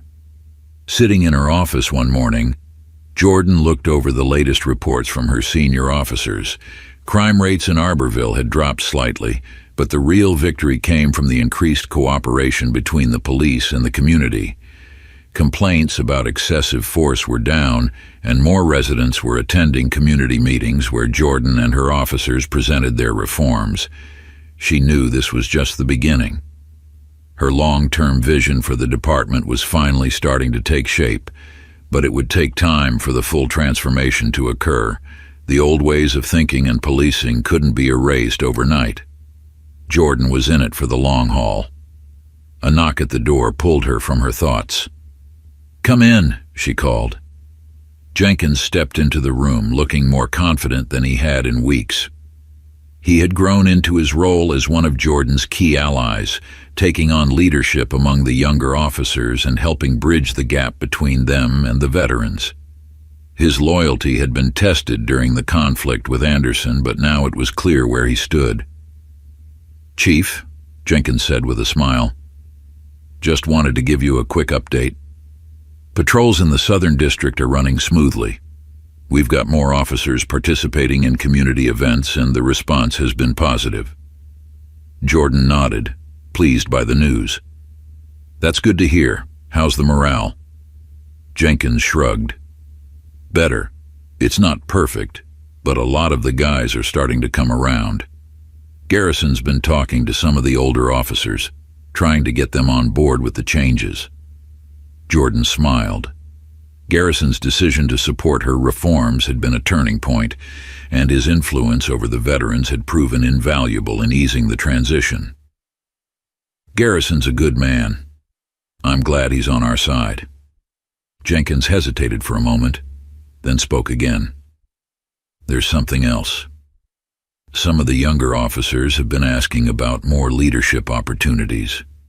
They're interested in helping out with the reforms and working directly with the community." Jordan's smile widened. This was exactly what she had hoped for, officers not only embracing the changes but wanting to take an active role in shaping the future of the department. "That's great news, Jenkins," she said, her tone warm. "We'll start putting together a leadership program for those officers. If they want to help, I'm more than happy to give them the chance." Jenkins nodded, his expression thoughtful. "I think it'll help a lot. These guys are seeing what's possible with the changes you're making, and they want to be part of it." Jordan felt a surge of pride. It had been a long, hard road, but finally the department was starting to come together. Officers were seeing the value in her reforms, and for the first time in months, Jordan felt like the department's future was in good hands. That evening, Jordan attended another community outreach event. This time, it was at a local high school, where residents from across the city had gathered to discuss policing and safety in their neighborhoods. Mayor Evelyn Davis was there as well, though she kept her distance, clearly still wary of getting too involved in the department's internal affairs. Jordan had grown used to the mayor's cautious support. While Mayor Davis had been instrumental in her appointment, she hadn't been as vocal in the aftermath of the Union Review. Jordan didn't hold it against her. She understood that politics were complicated, and Davis had to balance the city's interests carefully. Still, it would have been nice to have more public backing from City Hall. As Jordan moved through the crowd, shaking hands and speaking with residents, she felt a sense of pride in how far the department had come. People were more engaged, asking thoughtful questions about the reforms and offering suggestions on how the police could work better with the community. There were still some who were skeptical, but overall the mood was more optimistic than it had been months ago. One of the attendees, Angela Brown, a local business owner, approached Jordan with a warm smile. Angela had been a vocal critic of the police before Jordan's arrival, but in recent weeks she had become one of the department's biggest supporters. "Chief Matthews," Angela said, shaking Jordan's hand, "I just wanted to thank you for everything you've done. The changes you've made, it's making a real difference. My shop used to get vandalized all the time, but since you started those patrols, I haven't had any trouble." Jordan smiled, feeling a rush of gratitude. "Thank you. Angela, I appreciate that. We're doing our best to make sure this community feels safe and supported." Angela nodded, her expression serious. "It's working. People are starting to trust the police again, and it's because of you." Jordan's heart swelled with pride, but she kept her tone humble. "It's because of the work the entire department is doing. We're all in this together." After speaking with a few more residents, Jordan took a moment to step outside for some fresh air. The night was cool and the sound of distant traffic filled the quiet as she leaned against the side of the building, reflecting on how far she had come since her appointment. It hadn't been easy. The battles with Anderson, the constant pressure, the resistance from within the department. It had all taken its toll. There had been days when she had questioned whether she was really cut out for this, whether she could actually make the changes she had promised. But standing here now, seeing the progress that had been made, Jordan felt something she hadn't felt in a long time: hope. The following week, Jordan began working with Sarah and Jenkins on the new leadership program for the younger officers. They drafted proposals, designed training modules, and set up mentorship opportunities with senior officers like Garrison, who had begun to play a more active role in the department's transformation. One morning, as they sat in Jordan's office going over the details, Jenkins looked up from his notes, his expression thoughtful. "Chief," he said slowly, "I've been thinking, what do you see as the future of this department? Like, what's your big picture vision?" Jordan set her pen down, considering the question carefully. She had spent so much time dealing with immediate crises, Anderson, the union review, the day-to-day challenges of leadership, that she hadn't had much time to think about her long-term vision. But as she sat there, reflecting on everything that had happened, the answer became clear. "I want this department to be a model for other cities," Jordan said, her voice steady. "I want us to be a place where accountability is the norm, where officers treat every person they encounter with respect and dignity. I want us to be more than just enforcers of the law. I want us to be partners with this community. If we can build trust here, if we can show people that we're here to protect and serve them, then we can rebuild what's been broken for so long." Sarah nodded, her eyes filled with admiration. "That's a tall order, Chief, but if anyone can pull it off, it's you." Jordan smiled, though she knew the road ahead would be challenging. "It's not going to happen overnight, but we've made it through the worst of it. Now, it's about building a foundation that will last." Jenkins leaned back in his chair, his expression thoughtful. "I think the guys will get behind that. They just need to see the results. And I think they're starting to." Jordan nodded. "That's the goal. We've got to keep moving forward." As the days turned into weeks, the leadership program began to take shape. Younger officers were stepping up, volunteering for community events, and taking on more responsibility in the department. Garrison and a few other veterans began mentoring the newer recruits, helping to bridge the gap between the old guard and the new generation of officers. Jordan also worked closely with the community, holding regular meetings with local leaders and business owners to ensure that their voices were heard in the ongoing reforms. The relationship between the police and the public was improving, though there were still hurdles to overcome. One evening, after a particularly long day, Jordan found herself sitting in her office, staring out the window at the city skyline. The sun had long since set, and the soft glow of streetlights illuminated the quiet streets below.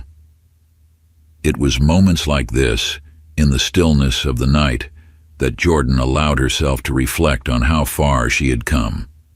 She had fought hard to get here, to earn the respect of her officers and the trust of the community. But there had been sacrifices along the way. She thought about the nights she had spent in this office, long after everyone else had gone home, working tirelessly to fix what was broken.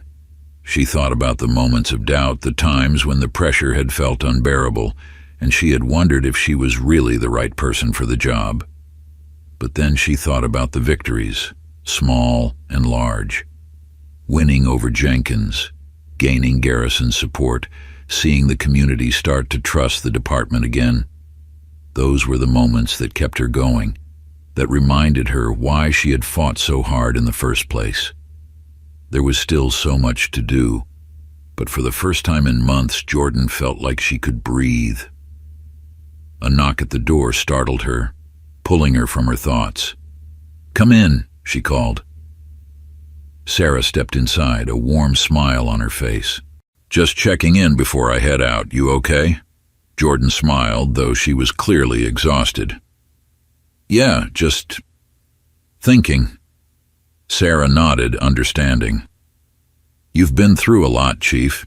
It's okay to take a minute and reflect." Jordan chuckled softly. "I guess it's just starting to hit me. Everything we've been through. Everything we've accomplished." Sarah crossed her arms, leaning against the doorframe. "You've done an incredible job, Jordan. This department is changing because of you. Don't forget that." Jordan nodded, feeling the weight of Sarah's words. "Thanks, Sarah. That means a lot." As Sarah left the office, Jordan sat back in her chair, letting the quiet settle around her again. The future of the department was still uncertain in many ways, but for the first time, Jordan felt confident that they were on the right path. She wasn't just leading a department anymore, she was building something that would last. The precinct had found its rhythm again. With Anderson's influence gone and the veterans beginning to fall in line, the department felt like a completely different place. Younger officers like Jenkins and Hernandez had stepped up, bringing fresh energy to the reforms Jordan had implemented. And with each passing day, Jordan felt more confident that the worst was behind her. But the road ahead wasn't without obstacles. The deeper Jordan pushed into her reforms, the more she realized just how deeply ingrained the old ways were, not just in the department, but in the community itself. Mistrust between the police and certain neighborhoods still lingered, and every step forward was met with quiet skepticism. Jordan knew that winning back the community's full trust would be an uphill battle. One afternoon, she found herself staring at the map of Arborville that hung on the wall of her office. Each district was marked with notes about crime trends, patrol routes, and key community leaders. But despite the progress they had made, certain areas, especially the Southern District, remained hotspots for tension between residents and the police. A knock on the door interrupted her thoughts. "Come in," Jordan called, expecting Sarah or Jenkins. To her surprise, it was Mayor Evelyn Davis. Jordan straightened in her chair as the mayor stepped into the office, looking as polished and composed as ever. "Mayor Davis," Jordan greeted her, standing up. "What brings you by?" Davis smiled, though there was a hint of tension behind her eyes. "I thought it was time we had a chat about how things are going. I've been getting some feedback from the community, and I wanted to hear from you directly." Jordan motioned for the mayor to sit, Of course. What's on your mind? Davis settled into the chair across from Jordan's desk, folding her hands neatly in her lap. Overall, I've been hearing positive things about the changes you've made. Crime is down, and people are starting to feel safer. But there are still concerns, especially in the Southern District. Jordan nodded, already knowing what the mayor was going to say. I'm aware. We've been working on increasing our presence in the Southern District, trying to build trust with the community leaders there. But it's going to take time. The relationship between the police and that neighborhood has been strained for years. Davis sighed, her expression growing more serious. Time is something we don't have a lot of, Chief. The city council is watching closely and they're expecting results. I understand that you've inherited a department with a lot of issues, but the public's patience is wearing thin. We can't afford another incident like what happened last year. Jordan stiffened slightly. Last year, the shooting that had sparked protests throughout the city, the reason Jordan had been brought in to begin with, that incident had been a turning point for Arborville, and its aftermath had left deep scars on both the community and the department. I understand, Mayor, Jordan said, keeping her voice measured. But rebuilding trust takes time. We're making progress, and the officers are starting to buy into the changes, but we can't undo years of damage overnight. Davis met her gaze, her eyes searching. I know. But we need to show the community that things are different now, that the department is listening. Jordan leaned forward slightly. We are listening. That's why I've been holding regular meetings with community leaders, attending neighborhood events, and making sure our officers are engaging with the public. But we can't just talk about change. We have to show it through our actions. The mayor considered her words for a moment, then nodded slowly. You're right. I'll speak with the council. Let them know that things are moving in the right direction. But I need you to keep the pressure on, Chief. The community is still watching closely, and they won't be satisfied with anything less than real, visible progress. Jordan nodded, understanding the weight of the mayor's words. I'll keep pushing, Mayor. You have my word. Davis stood, smoothing the front of her blazer. Good. Let me know if you need anything from City Hall. I'm here to support you. As the mayor left, Jordan exhaled slowly. The pressure from the city was nothing new, but it was a reminder that the work she was doing was far from over. The community's trust had been fractured long before she arrived, and it would take more than a few reforms to truly heal the divide.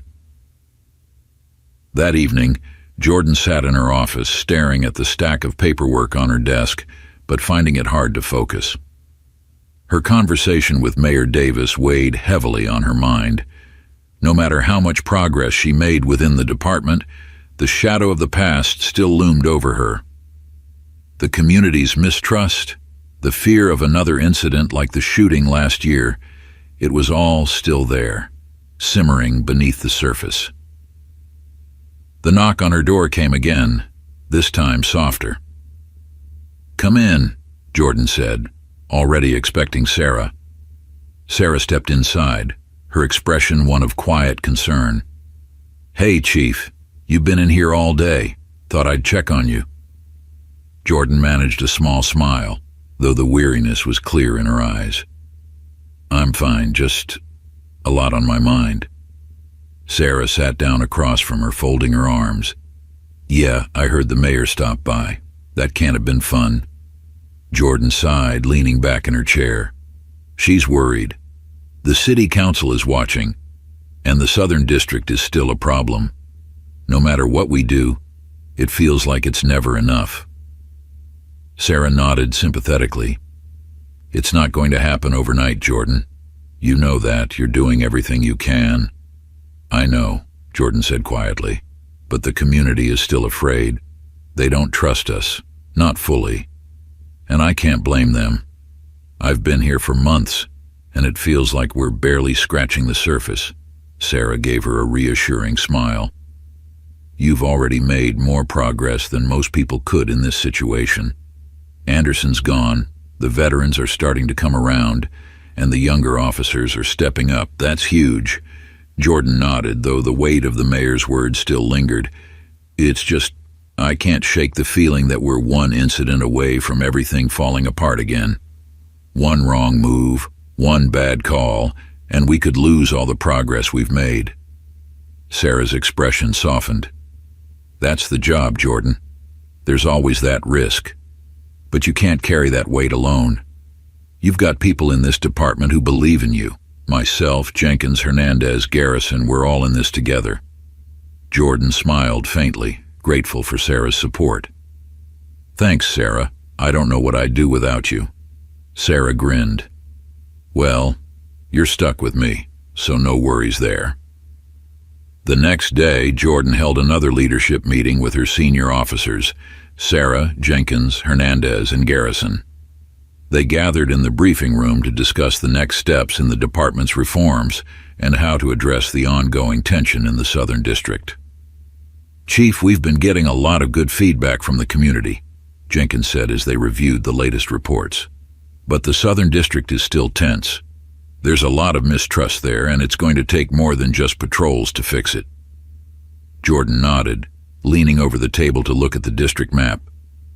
We need to be more proactive. I want officers walking the streets, talking to residents. We can't just drive through in patrol cars. We need to build relationships. Hernandez, who had taken on a more prominent role in community outreach, nodded in agreement. I've been working with some of the local businesses trying to get them more involved, but the residents are still skeptical. A lot of them have been burned by the police before, and they're not convinced things are different now. Jordan sighed, rubbing her temples. It's understandable, but we need to find a way to break through that wall of mistrust. Otherwise, we're just spinning our wheels. Garrison, who had been quiet for most of the meeting, finally spoke up. Chief, I've been talking to some of the veterans, and I think we can get more of them involved in the outreach efforts. If the older officers, the ones who've been here the longest, start showing up in the Southern District and engaging with the community, it might help bridge that gap. Jordan looked at Garrison, surprised by his suggestion. You think the veterans would be willing to do that? Garrison nodded. I think so. They were resistant at first, but they're starting to come around. They see the changes you're making and they want to be part of it. I think if we approach it the right way, they'll step up. Jordan considered his words carefully. Having the veterans take a more active role in the community could be exactly what they needed to show the Southern District that the department was serious about change. It would be a way to demonstrate that the old guard wasn't just paying lip service, they were genuinely committed to the reforms. All right, Jordan said, her tone firm. Let's do it. Garrison, work with the veterans and get them involved. Hernandez, keep doing what you're doing with the businesses, and Jenkins, I want you to start organizing more community events. Get the residents out there. Get them talking to the officers. The group nodded in agreement, and Jordan felt a renewed sense of purpose. The road ahead would be difficult, but they were making progress one step at a time.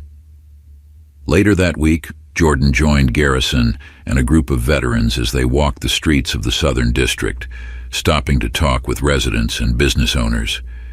It was a small gesture, but it sent a powerful message. The department wasn't just there to enforce the law.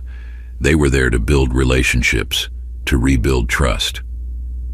Jordan noticed the way some of the residents looked at Garrison and the other veterans, curiosity mixed with hesitation. But as the officers spoke with the people, shaking hands, asking questions, and listening to concerns, that hesitation began to fade. By the end of the day, Jordan felt something shift. It wasn't a dramatic change. There were still plenty of residents who remained guarded, but it was a start. The veterans had shown up, and the community had seen them not as enforcers but as people. As Jordan and Garrison walked back toward the precinct, she glanced at him, a small smile playing on her lips. "You did good today, Garrison," she said. "Thanks for stepping up."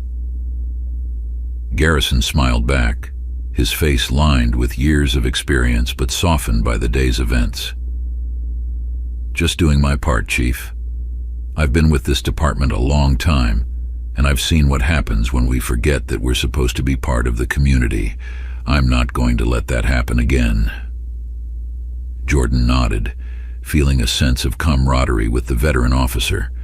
For all the challenges they had faced, they were in this together, and together they were going to build something better. As the weeks passed, Jordan continued to push forward with her reforms. The leadership program she had implemented was thriving, and more officers, both veterans and younger recruits, were taking on active roles in the community. Trust was slowly being rebuilt, though there were still obstacles to overcome. But Jordan knew that the real test of her leadership wasn't in the day-to-day operations of the precinct. It was in the legacy she would leave behind. The changes she had fought for would take time to fully take root, but she was confident that the department was on the right path. One evening, as Jordan sat alone in her office, she thought about the journey she had been on since taking the position of chief. The battles with Anderson, the union review, the constant pressure from the community and the city, it had all taken a toll on her, but it had also made her stronger. She wasn't the same person she had been when she first walked into this precinct. She had faced challenges that would have broken lesser leaders, but she had come through on the other side, more determined than ever to see her vision through. The road ahead was still long, and there would be more challenges to face. But for the first time, Jordan felt truly confident in the future of the department. They were building something new, something lasting, and she was ready to face whatever came next. Jordan sat at her desk, the late afternoon sun casting long shadows across her office. The precinct was quieter now, the hum of activity winding down as officers wrapped up their shifts. But even in the stillness, the weight of responsibility pressed heavily on her shoulders. The weeks since the union review had passed quickly, but each day had felt like a battle in its own way. Rebuilding trust, mending relationships, and guiding the department through its transformation. It had been a grueling process. But now, as Jordan looked out the window, watching the people of Arborville move through the streets below, she allowed herself a moment of reflection. Legacy.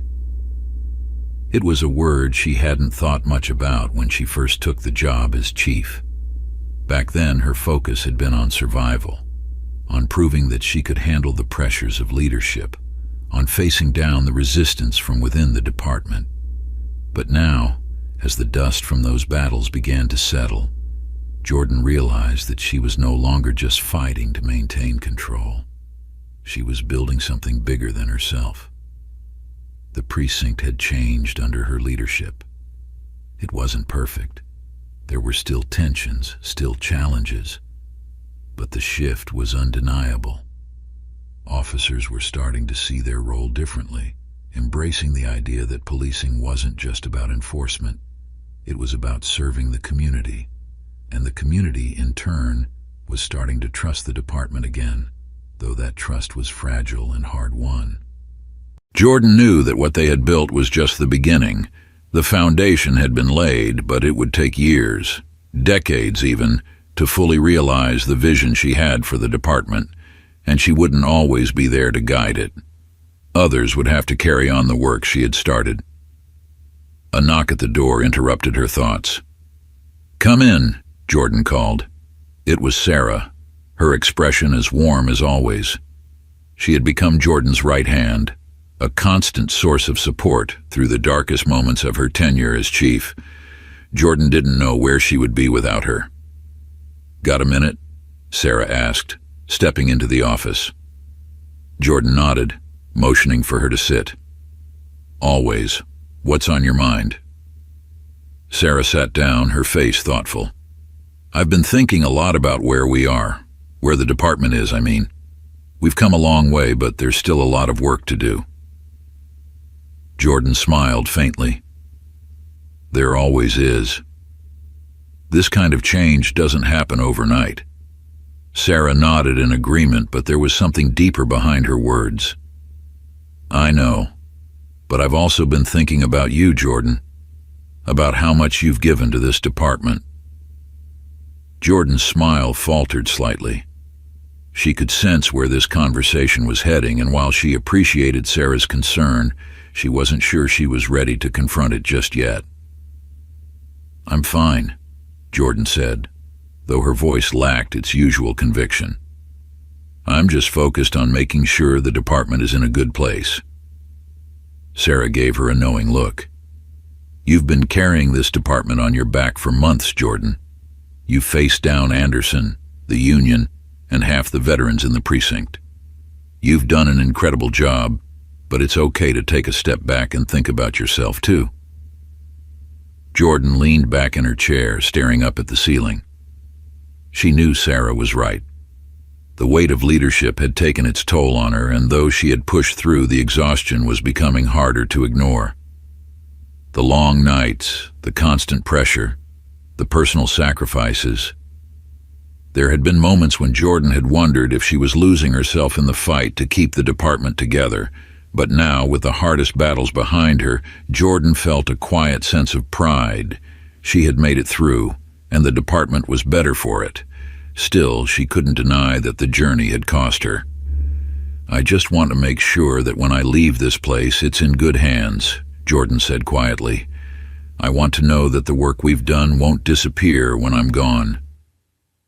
Sarah's expression softened. It won't. You've built something real here, Jordan. You've shown everyone, inside the department and in the community, that things can be different. That's not going away. Jordan looked at her, a small smile tugging at the corners of her mouth. Thanks, Sarah. I needed to hear that. Sarah smiled back. That's what I'm here for. Now, let's talk about this leadership program. Jenkins has some ideas he wants to run by you. The leadership program had become one of the cornerstones of Jordan's reforms, and it was already bearing fruit. Younger officers like Jenkins and Hernandez had stepped into new roles, guiding their peers through the changes and taking on more responsibility within the department. It was exactly what Jordan had hoped for, a new generation of leaders who would carry the torch long after she was gone. One afternoon, Jenkins and Hernandez joined Jordan and Sarah in the conference room to discuss the next steps for the program. We've been getting a lot of positive feedback from the officers who've gone through the initial training, Jenkins said as they reviewed the latest reports. But I think we can take it a step further. I'd like to start pairing the younger officers with some of the veterans, guys like Garrison, so they can learn from their experience while still embracing the new approach we're taking. Jordan nodded thoughtfully. That's a great idea. It'll help bridge the gap between the old guard and the newer recruits. We need to make sure that the veterans don't feel like they're being left behind. Hernandez chimed in. Exactly. Garrison's been really receptive to the changes, and he's got a lot of respect in the department. If we can get more veterans like him involved, it'll help solidify the reforms. Sarah, sitting across from them, nodded in agreement. I think it's worth a shot. We've already seen how much progress we can make when the veterans and younger officers work together. Jordan smiled, feeling a surge of pride as she looked around the room. This was what leadership looked like. Officers stepping up, taking ownership of the department's future, and working together to build something better. Let's move forward with it, Jordan said, her tone decisive. I want this program to be the foundation of how we train and develop our officers going forward. Jenkins and Hernandez both nodded, clearly excited about the direction the department was heading. As the weeks passed, the leadership program continued to grow, and more officers, both veterans and younger recruits, became involved. The gap between the old guard and the new generation was slowly closing, and the department began to feel more unified than it had in years. But just as things were starting to settle, Jordan faced one final test. One night, as Jordan was preparing to leave the precinct, she received a call from dispatch. There had been a report of a disturbance in the Southern District, an argument between a group of residents and a couple of officers on patrol. The details were sparse, but tensions were running high, and backup had been called. Jordan's heart sank. Not now. The Southern District had been a delicate area for months, and despite their best efforts, trust between the police and the residents was still fragile. One wrong move could undo everything they had worked for. Without hesitating, Jordan grabbed her jacket and headed out the door, calling Sarah as she made her way to her car. "Sarah, we've got a situation in the Southern District," Jordan said, her voice tight with urgency. "Get Jenkins and Hernandez down there. I'm on my way now." By the time Jordan arrived at the scene, the tension was palpable. A small crowd had gathered on the sidewalk, their voices raised in anger as two officers, Officer Troy Davis and Officer Renee Carter, stood near their patrol car trying to calm the situation. Both officers looked tense, their hands hovering near their holsters, though they hadn't drawn their weapons. Jordan quickly scanned the scene, assessing the situation. From what she could gather, the officers had stopped to question a group of young men who had been hanging out near a corner store. The men, already wary of the police, had taken offense, and the situation had quickly escalated into a shouting match. "Everybody calm down," Jordan shouted as she approached, her voice cutting through the noise. The crowd turned to look at her, their anger still simmering just beneath the surface. The young men stood with their arms crossed, glaring at the officers, while a few older residents murmured in the background, their faces filled with distrust. Jordan stepped between the officers and the crowd, her hands raised in a gesture of calm. "Let's take a step back, all right? We're all here to keep the peace." One of the young men, Marcus Williams, took a step forward, his face twisted in frustration. "They're harassing us, Chief. We were just standing here, and they started asking us questions like we're criminals." Jordan turned to the officers, her expression firm but controlled. "Davis, Carter, what happened here?" Officer Davis looked tense, clearly uncomfortable with the crowd's hostility. "We were just doing our job, Chief. These guys were hanging out on the corner, and we wanted to ask them a few questions. It's standard procedure." Jordan nodded, keeping her voice level. "I understand. But the way we approach these situations matters. If people feel like they're being harassed or targeted, it creates tension." Officer Carter, clearly feeling the pressure, spoke up. "We weren't trying to start anything, Chief. We just wanted to make sure everything was okay." Jordan sighed, knowing that this situation could easily spiral out of control if it wasn't handled carefully.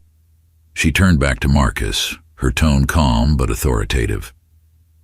"I get it, Marcus. I understand why you're upset. But let's de-escalate this. No one wants trouble here."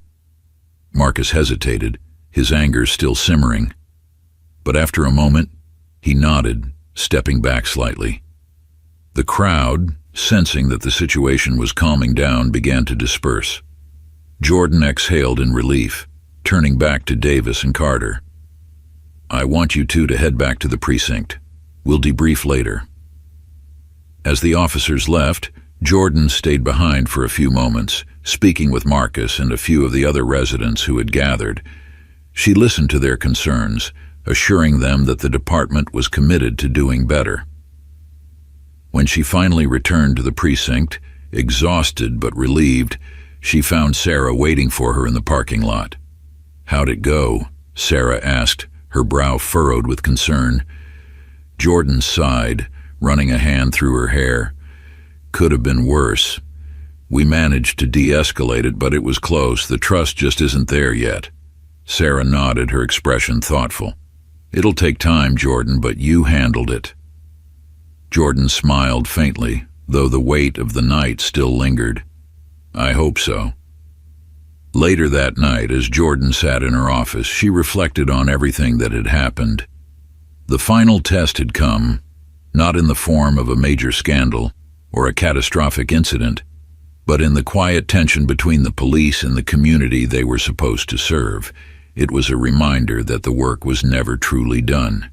There would always be moments of tension, always be situations that tested the fragile trust they had built. But Jordan knew now more than ever that she was ready for whatever came next. The precinct was no longer divided. The veterans, the younger officers, the community, they were all starting to come together, slowly but surely. And while the road ahead was still long, Jordan had faith that they would make it through. She wasn't just leading a department anymore. She was leaving a legacy. The morning sun filtered through the windows of Jordan's office, casting a soft glow over the room. She stood by the window, looking out at the precinct parking lot where officers moved in and out, their routines familiar and steady. The weight she had carried for months, since the day she first stepped into this role, felt lighter now, almost as if the struggles of the past year had transformed into something new, something manageable. The precinct was no longer the place of tension and division it had once been. The officers were working together, and the community's trust in the department was slowly being rebuilt. There were still challenges, of course, there always would be, but the storm that had once threatened to tear everything apart had passed. Now, there was room to grow, to heal. Jordan had come a long way since the union review, since the fight with Anderson and the resistance from the veterans. She had weathered every storm, and now, standing at the precipice of what felt like a new beginning, she finally allowed herself to reflect on how far she'd come. A legacy. That word had echoed in her mind over the past few weeks as she considered her future. What kind of legacy was she leaving behind? What would her mark on the precinct and on the city of Arborville be? Jordan had never been one for self-aggrandizement. She had always preferred to let her work speak for itself. But now, with the precinct stabilized and her reforms taking root, she knew she had built something lasting. Her phone buzzed on the desk, pulling her from her thoughts. It was a message from Sarah.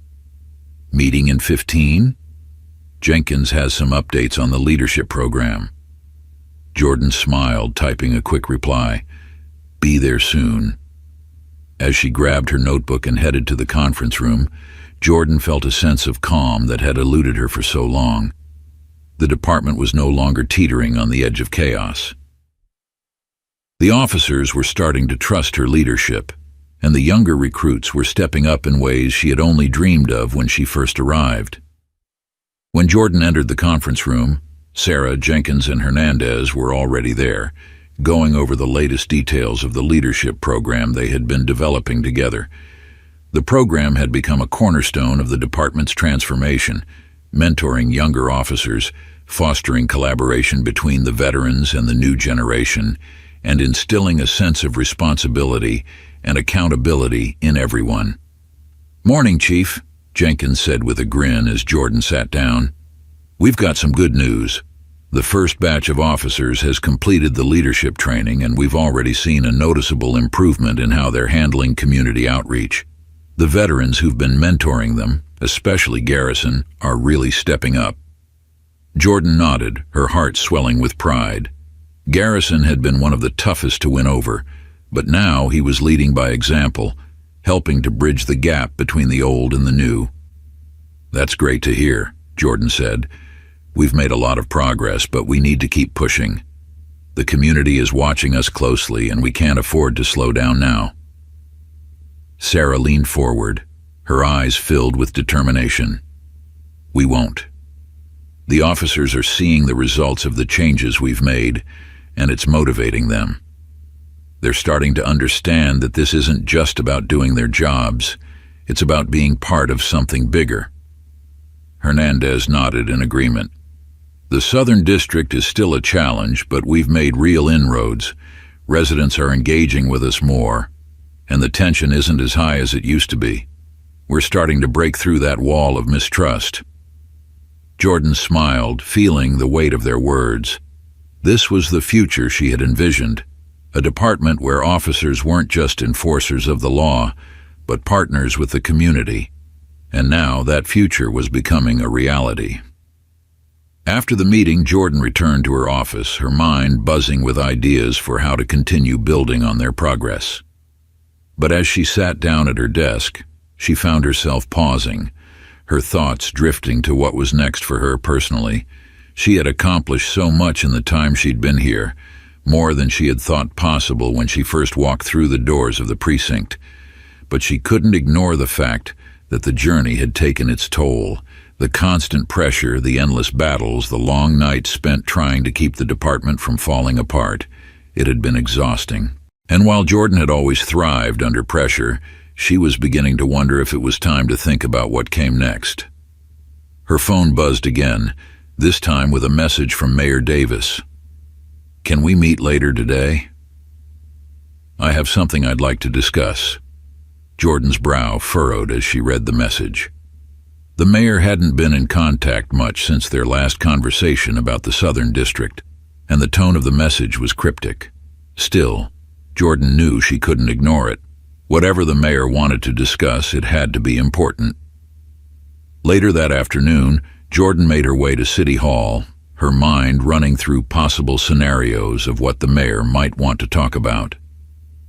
As she entered the mayor's office, she found Mayor Davis sitting behind her desk, looking more serious than usual. "Chief Matthews," Davis said with a nod as Jordan sat down. "Thanks for coming." Jordan nodded in return, sensing the weight of the conversation that was about to happen. "Of course. What's going on?" Davis leaned forward, folding her hands on the desk. "I'll get right to the point.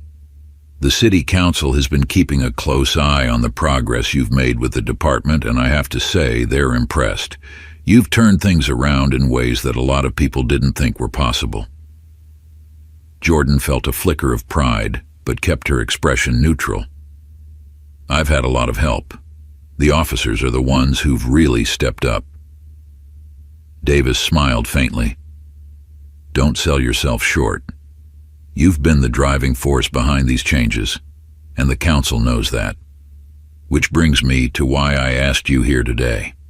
The mayor paused, studying Jordan carefully before continuing.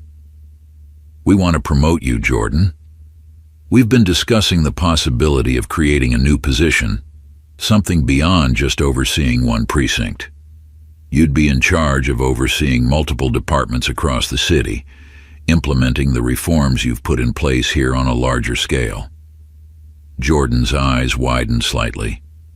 A promotion? She hadn't expected this. The idea of taking on a broader leadership role was intriguing, but it also carried with it a whole new set of challenges and responsibilities. Davis continued, her tone serious. "This is a big decision, and I don't expect you to make it right now, but I wanted to put it on the table. You've done amazing work here, and we believe you're the right person to help guide the entire city's approach to policing." Jordan nodded, her mind racing. She hadn't been expecting this, and while part of her was flattered by the offer, another part of her felt a wave of uncertainty. She had spent so much time focusing on this precinct, on building relationships and trust within this community. Could she really take on more? Did she want to?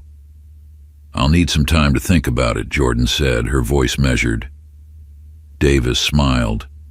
"Of course. Take all the time you need. But I want you to know that we believe in you, Jordan. You've proven yourself time and time again, and I think you're ready for this next step." Jordan stood, shaking the mayor's hand before leaving the office.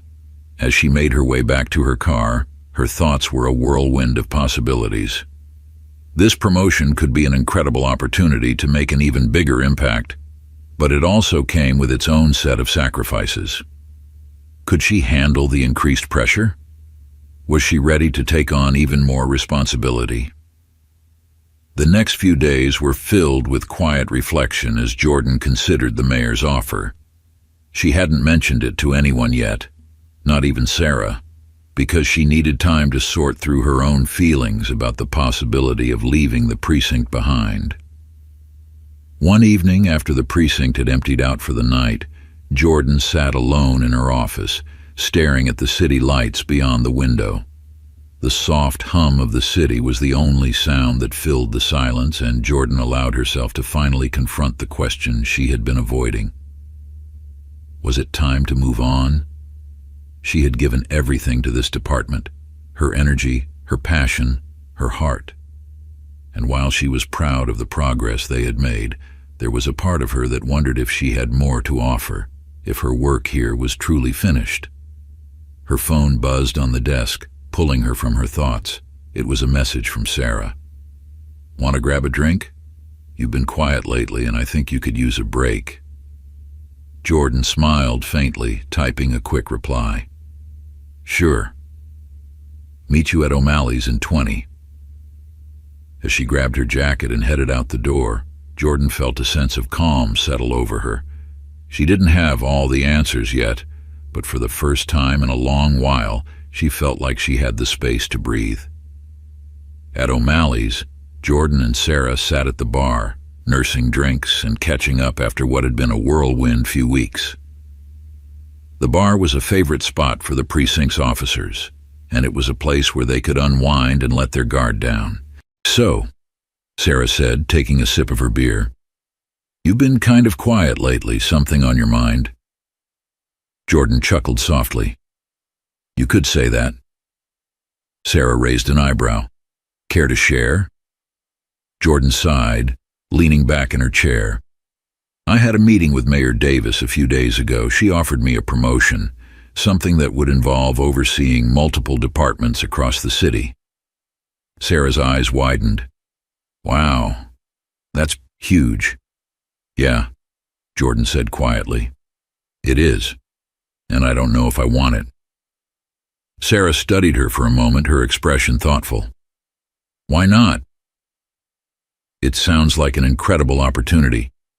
You'd be able to make an even bigger impact." Jordan nodded, swirling the drink in her glass. "I know, but I've given so much to this precinct. I'm not sure I'm ready to walk away from it. I care about these officers, about this community, and part of me feels like I still have work to do here." Sarah leaned forward, her voice gentle. "Jordan, you've already changed this department. You've done more than most people could have in your position. And if you decide to stay, I know you'll keep doing great things. But if you decide to take that promotion, you'll be able to bring that same change to the entire city. You're not just a leader, you're a force for good, and I think you're ready for whatever comes next." Jordan smiled, feeling a warmth spread through her chest. Sarah had always believed in her, even when Jordan hadn't believed in herself. "I'll think about it," Jordan said, her voice soft but filled with gratitude. Sarah grinned, raising her glass. "Whatever you decide, I'm with you." The next morning, Jordan arrived at the precinct early, the air crisp with the promise of a new day. As she walked through the familiar halls, she took in the sight of the officers preparing for their shifts, laughing, talking, gearing up for the day ahead. It felt different now, lighter, more hopeful. The precinct had changed. It was no longer the fractured, tense place it had been when she first arrived. The officers were more unified, more engaged, and more committed to the community they served, and Jordan knew that this was just the beginning. As she sat at her desk, staring at the files spread out before her, Jordan allowed herself to feel the pride that came with knowing she had built something lasting. She had fought through the resistance, the doubt, the fear, and now, standing on the other side of it, she knew she had left her mark. Whether she stayed or moved on, her legacy was secure. Later that day, as she met with Sarah Jenkins and Hernandez to discuss the next phase of the leadership program, Jordan felt a sense of peace settle over her. She didn't have all the answers yet, but she knew one thing for certain. Whatever came next, she was ready. Thank you for watching. If you enjoy the story, Make sure to subscribe to stay updated on more thrilling narratives, emotional journeys, and impactful stories.